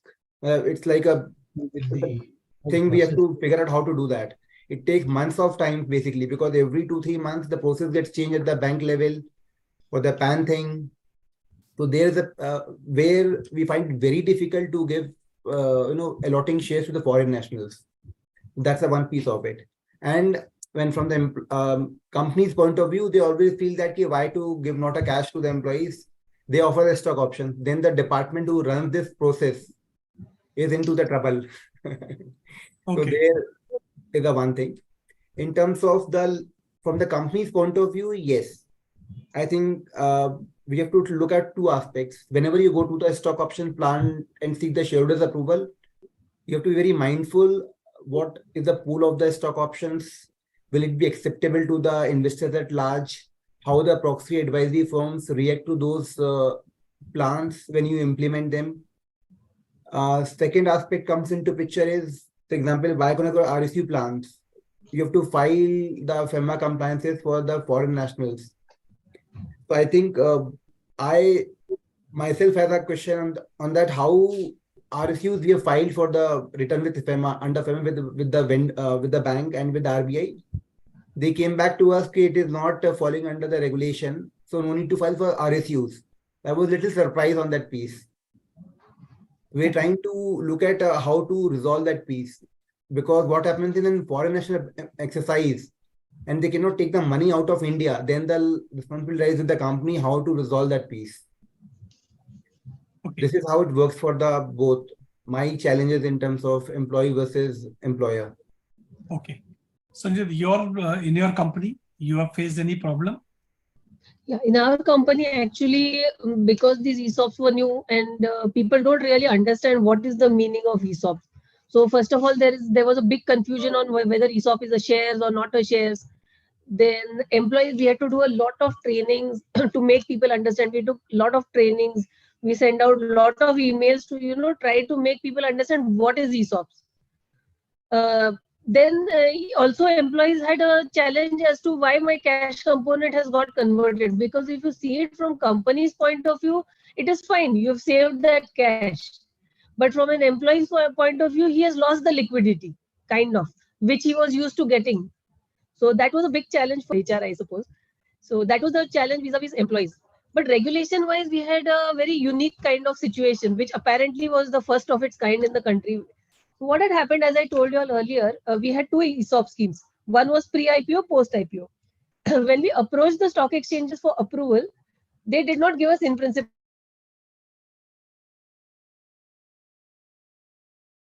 You have to, your voice is, you have to unmute yourself. Something problem. Please check your voice. Can you hear now? Yes. Okay. So Okay. you got a problem with the stock exchange? Yeah, so we were not able to get in principle approval. The reason given by the stock exchanges were you are not compliant with regulation 38. Now regulation 38 is related to minimum public shareholding. But we had just listed and we had till 24 to comply with minimum public shareholding. So we had to actually approach SEBI for an approval for this. The second hurdle we had in this is not one of the 9 methods prescribed by the SEBI for the purpose of achieving minimum public shareholding. So we had to approach SEBI on that grounds of giving us a special approval under the 9th prong, which was any other matter to be approved by SEBI. So this all had a positive effect ultimately on the entire ESOP scenario. And if you see the February 23 circular, now it has got added as one of the 9 methods in the manner of achieving minimum public shareholding. Okay. Thomas, what problem you faced? Yeah, I guess like my problems were more relatable to Mayank's case, wherein I'll touch upon the statutory part first. That when we granted SARS, we faced a similar issue that RBI has a form ESOP, but no form specifically for SARS. When we checked with the 81 banker, they were also quite clueless that they were like, we know that there is a form for ESOP, we don't know what is the form for SARS. Right. Then finally, actually what we did was we filed form ESOPs for SARS so that there is a filing for the grants that we made to foreign employees to overcome this hurdle. Right. That was one challenge. Second challenge, I guess, comes at the time of exercise wherein there is a requirement of filing form FCGPR on the remittance that comes from the foreign employees. And also those are the statutory challenges that we have faced primarily with respect to the foreign employees. And from an employee point of view, again, more focused on the foreign employees because Indian employees still are having an understanding around it. They have PANs, so it's quite easier. But that is not the case with foreign employees, especially at senior levels, to make them understand that why you need to have a PAN in India if you are going to participate in ESOPs, if we are going to exercise it in future, why you need to have a demat account in India so that you are able to trade. So these are the practical challenges that come up. And many employees need to be trained even to that extent that they need to be told that these are ESOPs and not shares and not tradable at the current stage. You need to wait till they get converted into shares and they are tradable and that amount or appreciation is realizable. Pawanji, you're mute. Very quickly, can you tell what types of problem companies are facing? Sir, slowly, like SEBI has made a lot of changes in the 2021 when they came out with the new changes in the regulation. So many of the things in the listing part of the SEBI has been sorted out. But important thing in the SEBI part is the cashless exercise, which is again be related to the same foreign nationals, because if the people are facing challenge with the RBI in that case, and like the Mayank is saying that generally they think why not we paid them in the form of a cash. So, but the SEBI is restricting us that you can't go for the complete cashless exercise. So I think for the foreign, from the foreign national point of view, jointly the regulators, if they can take some decision, so it will be grateful for the corporates so that they can offer the ESOPs and extend the ESOPs to their foreign employees as well. Otherwise, it will become a great challenge in that. Okay. So now it's the time to go for questions. We have received more than 45 questions, 33 here and 7-8 with me. And because time is short, so I will start rapid round immediately. So what the process will be like this. I will ask questions. So Mohini will give answer, and anybody who wants to add anything, just raise your hand. I will ask, come back to you. So you can add value in this. So before this, we have done some polls. So I'll request, this is first poll which we have done. We have asked this question, type of share incentive plan which are most prevalent in India. So 97% people are saying ESOP, 12% saying the ESPS, and 9% RSU, and 8% they are saying stock appreciation. Then second is which the following sectors share-based incentive plan are common. Single choice. Last one, it was multiple choice.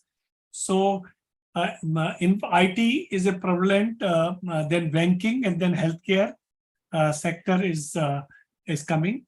Third poll we did it. Generally, which class of category employee are granted ESOP in the particular organization? 67% people are saying top level, 12% middle level, and 21% people saying all the above. Okay, so and how does ESOP benefited employee? Multiple choice. So advantage of wealth creation 64, balance compensation 35%, ownership interest 56%, motivation towards growth of the company 55. So you can multiple choice was there. So they have given. Which are the most commonly used in the organization is ESOP, that is direct route or trust route. So 62% people are saying direct route or 38% trust route. So trust route is becoming popular slowly. It is because otherwise everybody going direct route. So thank you, Shivam, for showing this. Now I'm coming to the question answer. So Mohini, first question is there any lock-in period for the sale of ESOP shares which are allotted to new joiners of the company? So as per the law, there is no lock-in once the shares are being allotted. But if you want to, the company can keep a lock-in period. Okay. Anybody wants to add anything which is Mohini is giving and you want to add some different, please raise your hand. I will ask you. Will equity share allotted in ESOP be lock-in period like in IPO? No, there is no lock-in period. Only the vesting conditions are there, which is that minimum 1 year need to be from the grant date. But after that, you are free to. Okay. Vesting period, whether the minimum period of vesting is applicable to ESPS, RSUs also? ESPS is a very different type of instrument wherein there is no option. Directly the shares are being offered. And once the shares are in your hands, then 1 year lock-in on the shares are there. RSU is the same as ESOP. So 1 year minimum grant period should be there. Okay. Mayank or Thomas, you have given bonus in your company?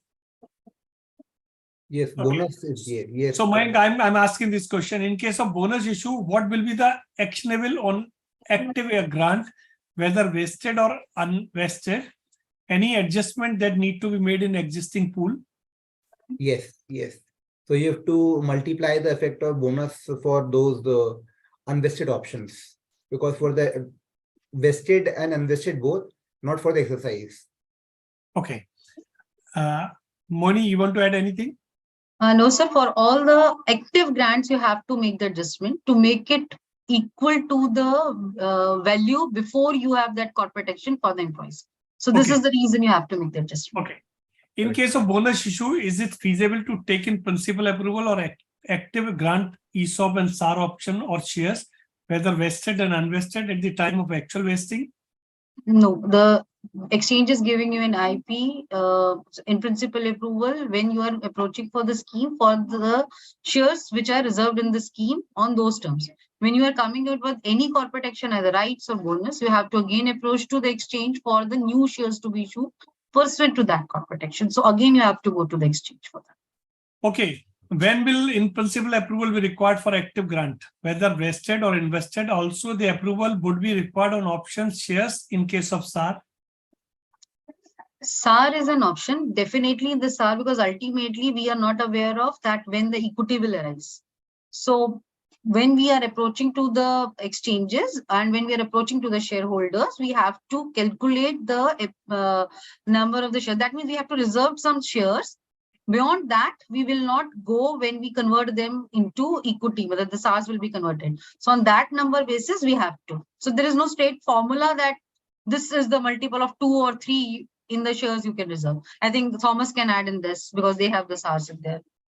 Yeah, Thomas. Yeah, just to add, I guess it's more of an approximation that we do basis the price or the grant price of SARS and the probable price that we foresee, or basis the current prices that we see. Okay, these many number of shares is what those SARS would get converted to. So basis that approximation, we go and take the necessary approvals from the exchanges. Okay. Stock action approval and appointment of a merchant bank are required only in case of fresh allotment of shares. Yes. In merchant banker is required for every time. Only the thing is that IP you need to take only in case of a fresh approval. When you are going for the existing equity, that means for the secondary acquisition, no IP is required from the exchange, because already you are channelizing the issued shares to it. Okay, this is related to not listed company, but somebody is asking a private company. Is there a limitation for a secondary acquisition of shares by a trust in a private limited company? No. In the private limited company, there is no rule of SEBI which is in that. Okay. Mind, what are the limitation of shares that can be purchased from secondary acquisition? So I think annually it is 2%. What Mohini has already captured it. But overall market acquisition should not go beyond 5% across all the schemes you run in the organization. Correct. Okay, because of takeover regulation. Okay. Now some PIT while filing Form C in case of cashless, what will be the price of purchase in Form C? Yeah, Anshuma. So it will be taken on the market price, the date on the transaction, the date of allotment. From the date of allotment, we'll refer to the market price of the shares. Correct. Okay. Are the SEBI PIT norms which are applicable of designated person also applicable to ESOP trust? Yes. Yes, if they are on the promoters category. Okay. When are the disclosure under PIT regulation required from the trust and employee as well? So in case of a trust, because the compliance of PIT on the trust comes from the SEBI regulation. SEBI says that as the promoter has to follow the PIT regulation, trust has to follow the PIT regulation in the same manner. So when the trust is purchasing the shares from the market, acquiring from the company, and then transferring it to employee, at every point of time, whatever the disclosures requirement they have to comply. And similarly, when the employee is receiving the shares, so they have to comply with the disclosure norms as per the PIT being a designated person. Okay. Now, some question on loan to trust. Amount of interest charge on a loan which is extended by the company to the ESOP trust. What are the amount interest charge? So as per my understanding, as per the law, section 67 do not prescribe for any percentage of interest to be charged. But any of the three speakers, they are having a trust and they have faced this type of situation. Yeah, Mayank, I both have the trust. So we have the trust route in the Biocon plus in the subsidiaries. So yes, there was a question in terms of what should be the charge. So a minimal rate of interest, something like that, nothing beyond that, because it is more for the benefit of the employees. So logically, it doesn't make sense to charge the interest over there. Anshuma, you have faced any questions like It's this? more from the audit query, basically, rather than the the law requirement. Okay. Okay. In the case of ESOP scheme implemented through trust route, if shares are transferred to employee at a discounted price, then how difference amount will be repaid by the trust? So it's a kind of a when you have extended a loan from a company more than the price which the employee will be paying you back, it's a kind of the loan will not come back, and ultimately the loss has to be borne by the company in that case. Okay. ESOP to promoter. Can the ESOP be granted to the employee of any of the promoter group company holding shares more than 26% along with other group companies taken together to the listed company? Promoters in the listed company cannot be offered ESOPs. Any different view? No, I think it's same. Okay. Now, Which this is FEMA. So Thomas, which form has to be filed with RBI for grant of RSU or performance stock unit to foreign employee? I guess it came up as part of discussion, and that's my query, I would say. As of now, sadly, we only have form ESOP with RBI for that purpose. And I guess through coordination with 81 Banker, we will have to file that form for any security that would get converted to shares in future. Okay. Anshuma, in case of first time approval of the ESOP scheme, do we need to take a certificate from the secretarial auditor before AGM or every time it is required? Okay, so approval, the certificate from the secretarial auditor is required 2 times. First, when you're going for the in-principle approval to the stock exchanges, and second, at the time of at the year end, when you at the AGM, you need to place it in your AGM. So considering that the scheme and everything is in compliance with the regulations. It's an Okay. yearly process. It's an yearly. Secretarial auditor is a yearly process certificate you have to take. Okay. Mohini, in case of share price goes down by any reason, is there any way to reverse ESOP granted and exercised by employee? Yes, SEBI has given has created a separate provision that in case the ESOPs become unattractive due to fall in the prices of the shares of the company, with the shareholders' approval, you can reprice those grants. And because it's a variation in the term, but you can reprice, but cancellation, I say you should not, because you can't cancel those grants. When the Sanjot, repricing you are, option is there. okay, Sanjot, you are there. You can give answer. Have you faced all 3 speakers have faced this type of situation? So underpricing, yes, it has come sometime, but gradually the price has moved up. Okay. So Okay. it's a very short duration of time. Okay. Okay. Can a loss-making company issue RSU? I don't see any. No challenge. No No challenge. challenge is there. No challenge. How SR is different from RSU? You have given answer, but somebody is asking. SAR and RSUs. RSU simply is 1:1 ratio, the shares being given. That means 1 unit is equal to 1 equity. In the SAR, the number of equity will depend upon the appreciation. So from the very beginning, you are not aware of that, like in RSUs, that 1 unit will give you 1 equity. So upon based upon appreciation, you will be getting the equity. Okay. Anshuma, what declaration undertaking, if any to be taken from the company from option holder? Sorry, sir, I didn't get your voice. What declaration undertaking, if any, to be taken by the company from the option holder? Option holder. At the time of grant, so there is no such declarations which are required to be taken from. So no such declarations are required to be taken from the option holder. It's just a grant letters in which every details are mentioned. And then generally the employees can give their acceptance on that. So it itself is a binding, it becomes binding on the employee. Otherwise, there is no such declaration required. Okay. Mohini, what is the, I think, yeah, you want to say something, Thomas? Just want to add that it's not a declaration, but I guess generally companies go for an acceptance of that grant from the employees. Okay. The FEMA question, I think I should ask Thomas only. What is the procedure for obtaining board and NRC approval for the share allotment when exercise employee stock option by an NRI? Is it necessary to hold 2 separate meetings for board and NRC approvals? Yeah, I guess generally it flows. It's more on exercise, if I've got it right. They are talking about, I think, allotment for Allotment. Yeah. allotments.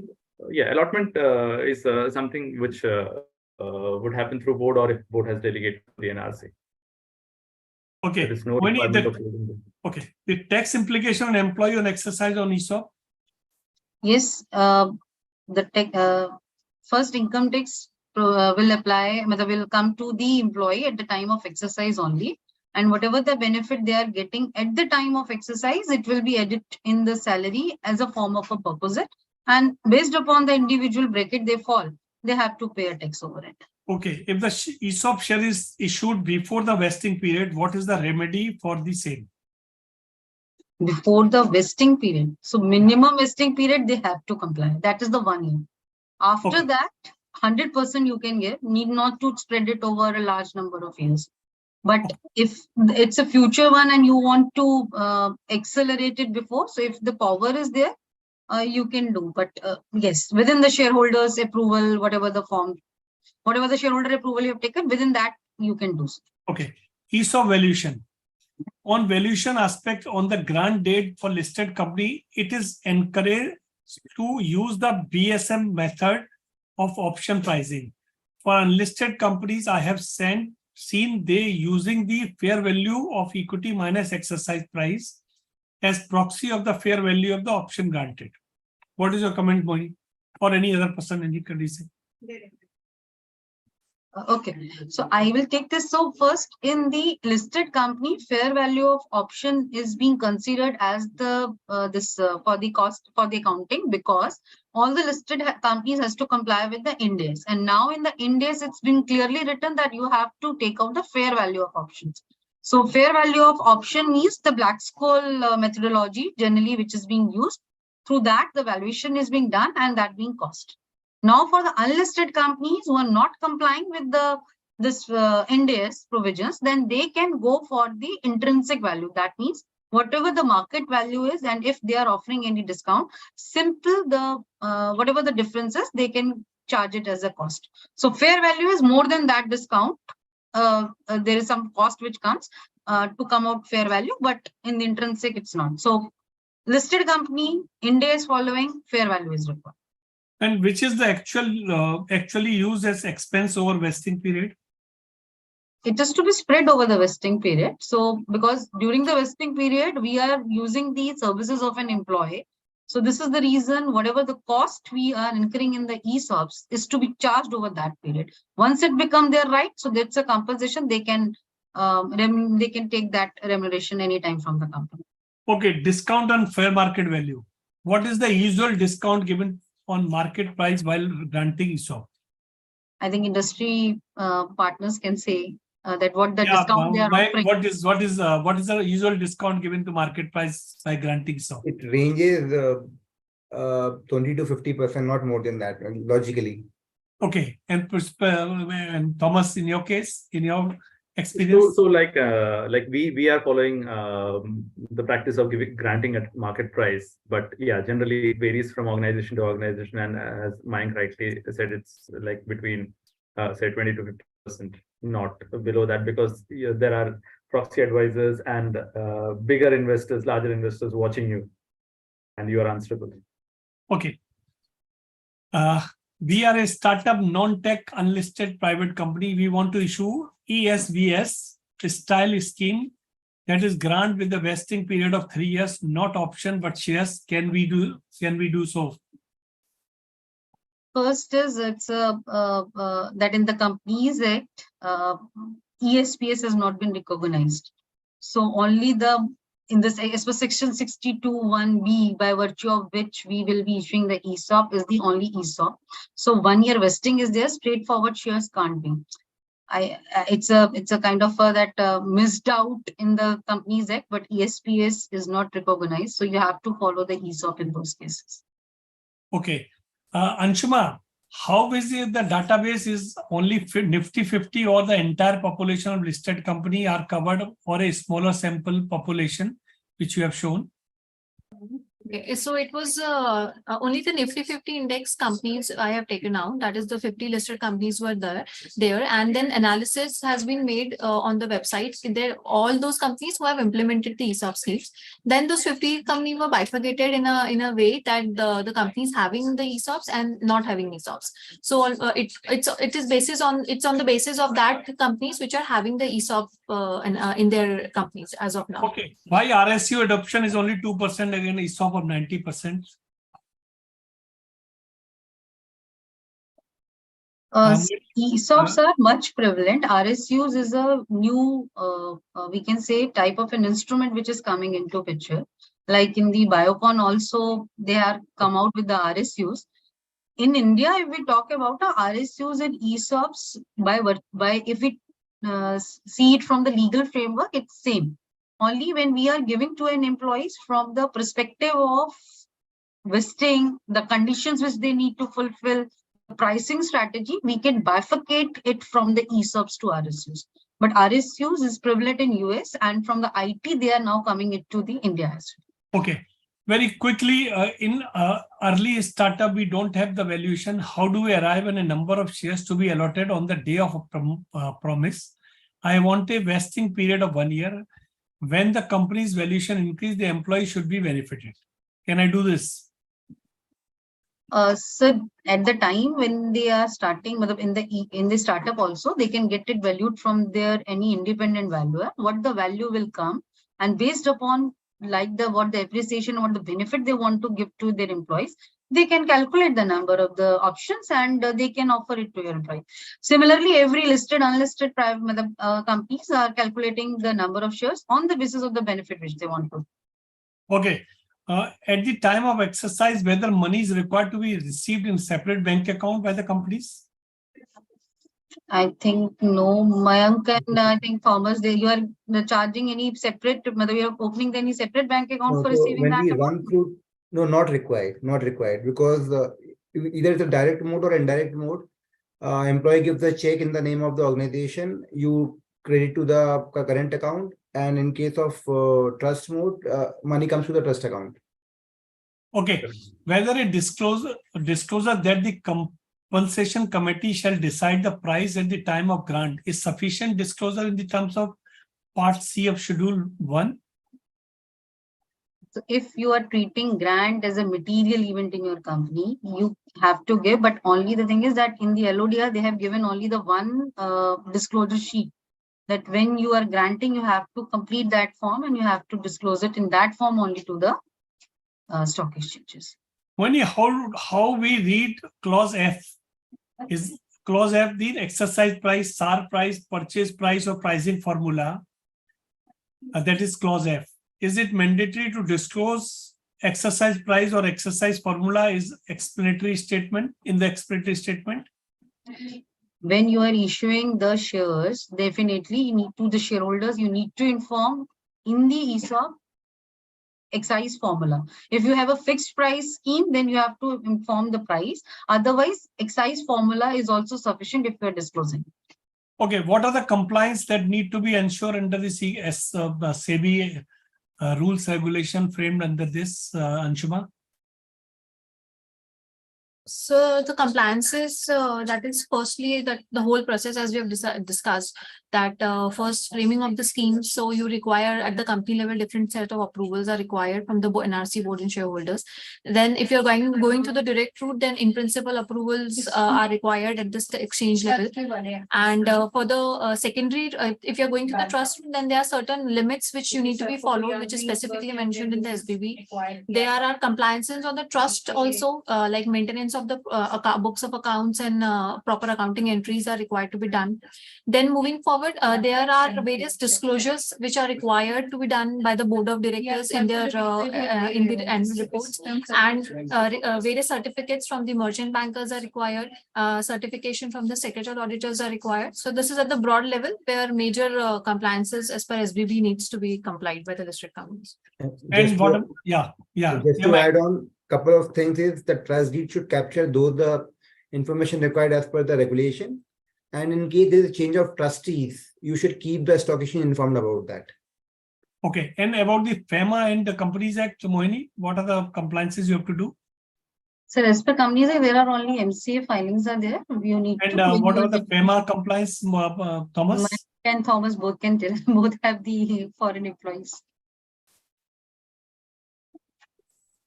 Yeah, I guess FEMA compliance are more related to the FCGPR and all. Trust route through FEMA we have not, because that is not here in RateGain. So we are direct implementation. Okay, how can an employee sell shares in an unlisted company? So there are various opportunities in the unlisted companies are being provided in the scheme itself. Like if any liquidity event comes, like any VC is investing, any HNI is investing, even the promoters are coming out, or an existing shareholder want to get the shares of an employee. Because there are so many people, those who are providing this, you can do it. Can the private company declare a bonus and state that it will be applied towards exercise option under ESOP? Is this permissible? Bonus shares to be segregated for ESOPs. Can the private company declare a bonus and state that it will be applied towards exercise option under ESOP? This is permissible? So that means they're saying that if I am declaring the bonus and the cash which I'm giving as a bonus, it will be utilized for purchasing the shares of the company in the form of an ESOPs. Yes. So it's a kind of, yes, because it's the money, ultimately the money being given to an employee, and employee is free to utilize that thing, and they can utilize it for purchasing the shares from under ESOPs.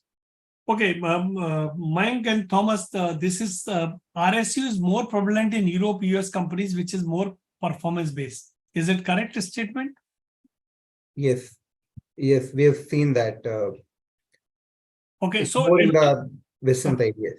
okay, we are a private limited startup and issuing sweat equity to our consultant, compensating the remuneration for a specific period.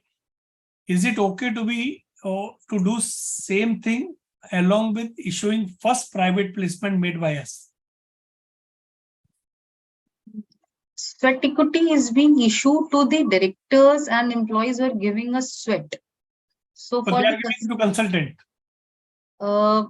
I think it's as per the Companies Act, even the sweat equity is being given only to the promoter and the employees who are giving the sweat. For the consultants, Needs yes, to be, you can it privately. needs to be the employee of the company. But yes, for to the consultants, you can go for the private placement. You can issue the shares at a private placement basis.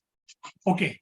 Okay. So friend, now we have crossed the time also, which is 6 o'clock, because so many questions were there and still some people are sending questions. So friends, we have tried to give answer of all the question. In case your answer is not clear to you, or you think that your answer is not clearly given, please write to us. We will give you reply through email and send it to you.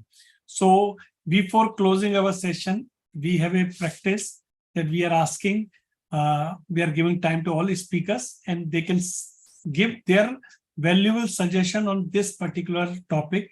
What is your take on within a minute? So I'll start with Thomas. What is your suggestion on this entire issue? I guess ESOPs as an instrument is very good in terms of from both an organization point of view and from an employee point of view in terms of motivation, reward, and retention, as well as wealth creation, the points we touched upon.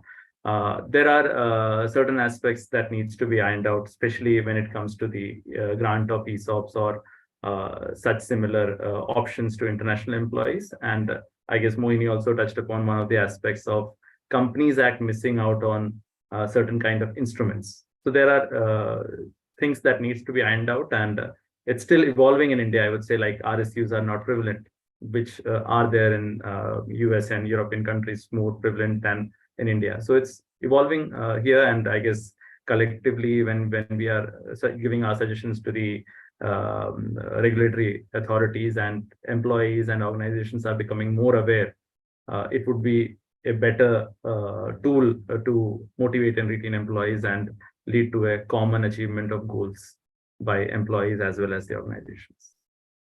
Okay. Mayank? Sorry, Pawan, just repeat the question, please.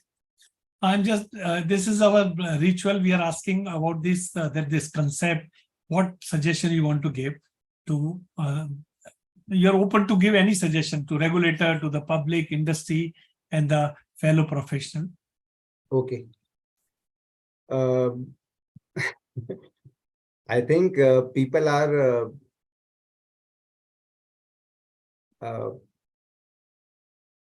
nothing coming right now to my mind to tell you on that. Okay. Okay. Anshuma, you want to say anything? I just want to say that all the analysis which we have done, it gives me two aspects which I want to say, that for the listed companies, due to SBB regulations, there's still clarity on how the law can be framed and how the schemes can be prepared. And with the going trend, the ESOP will increase in the listed company. Whereas in the unlisted company, due to the rigidity and due to in the liquidity or for the exit events, it becomes difficult for the companies to frame the right type of ESOP scheme, which can serve the purpose of for the employees by incentivizing them. So I think that is my. Okay. Sanjot, you are there. Can you just give your view? Mohini? Yeah, Sanjot. Yeah. So ESOPs, I think, are, as everybody has correctly said, ESOPs are great tools for retaining employees. And I really think that more companies should start implementing them. As company secretaries, we have to be very vigilant and see the constant changes which come about in the regulatory landscape. Plus, and kind of an aside, you have to see what advisory guidelines, for when you put up something for approval, what are the things you need to include in the explanatory statement. That also is kind of an important point from a listed company's point of view. So it becomes like a checklist, which I think fellow company secretaries can refer.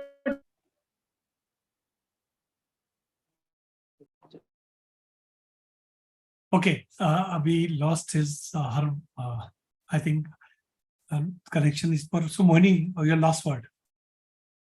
Only I say that as the ESOPs are evolving and now slowly all the sectors are being touched in the ESOPs. So I think in future ESOPs become a part of a compensation itself, and every company will be giving it only to take care of it. Yes, because it's a law which is there, because when you are issuing equity, you are giving a compensation. Take care of it and make your employees aware of it so that they can actually reap the benefit of it. Only this is my key. I have received a comment like youngster don't want PF superannuation, etc. Today they will also resist this way forward only cash. So SAR is the most important thing is there. Overall, really enriching session. Well done, team corporate version. Heads off to you and your team. Thank you, Mr. Malik, for giving appreciation. So friends, it's a time to close this session. We have tried to give answer of all questions. Again, I'm repeating, anybody any question is unanswered, please write to us. Friends, thank you, Thomas. Thank you, Sanjay. Thank you, Mayank and Mohini and Anshuma for participating. Thank you. Friends, this journey of sharing knowledge will continue. This was our 133rd webinar for the benefit of all our new speakers.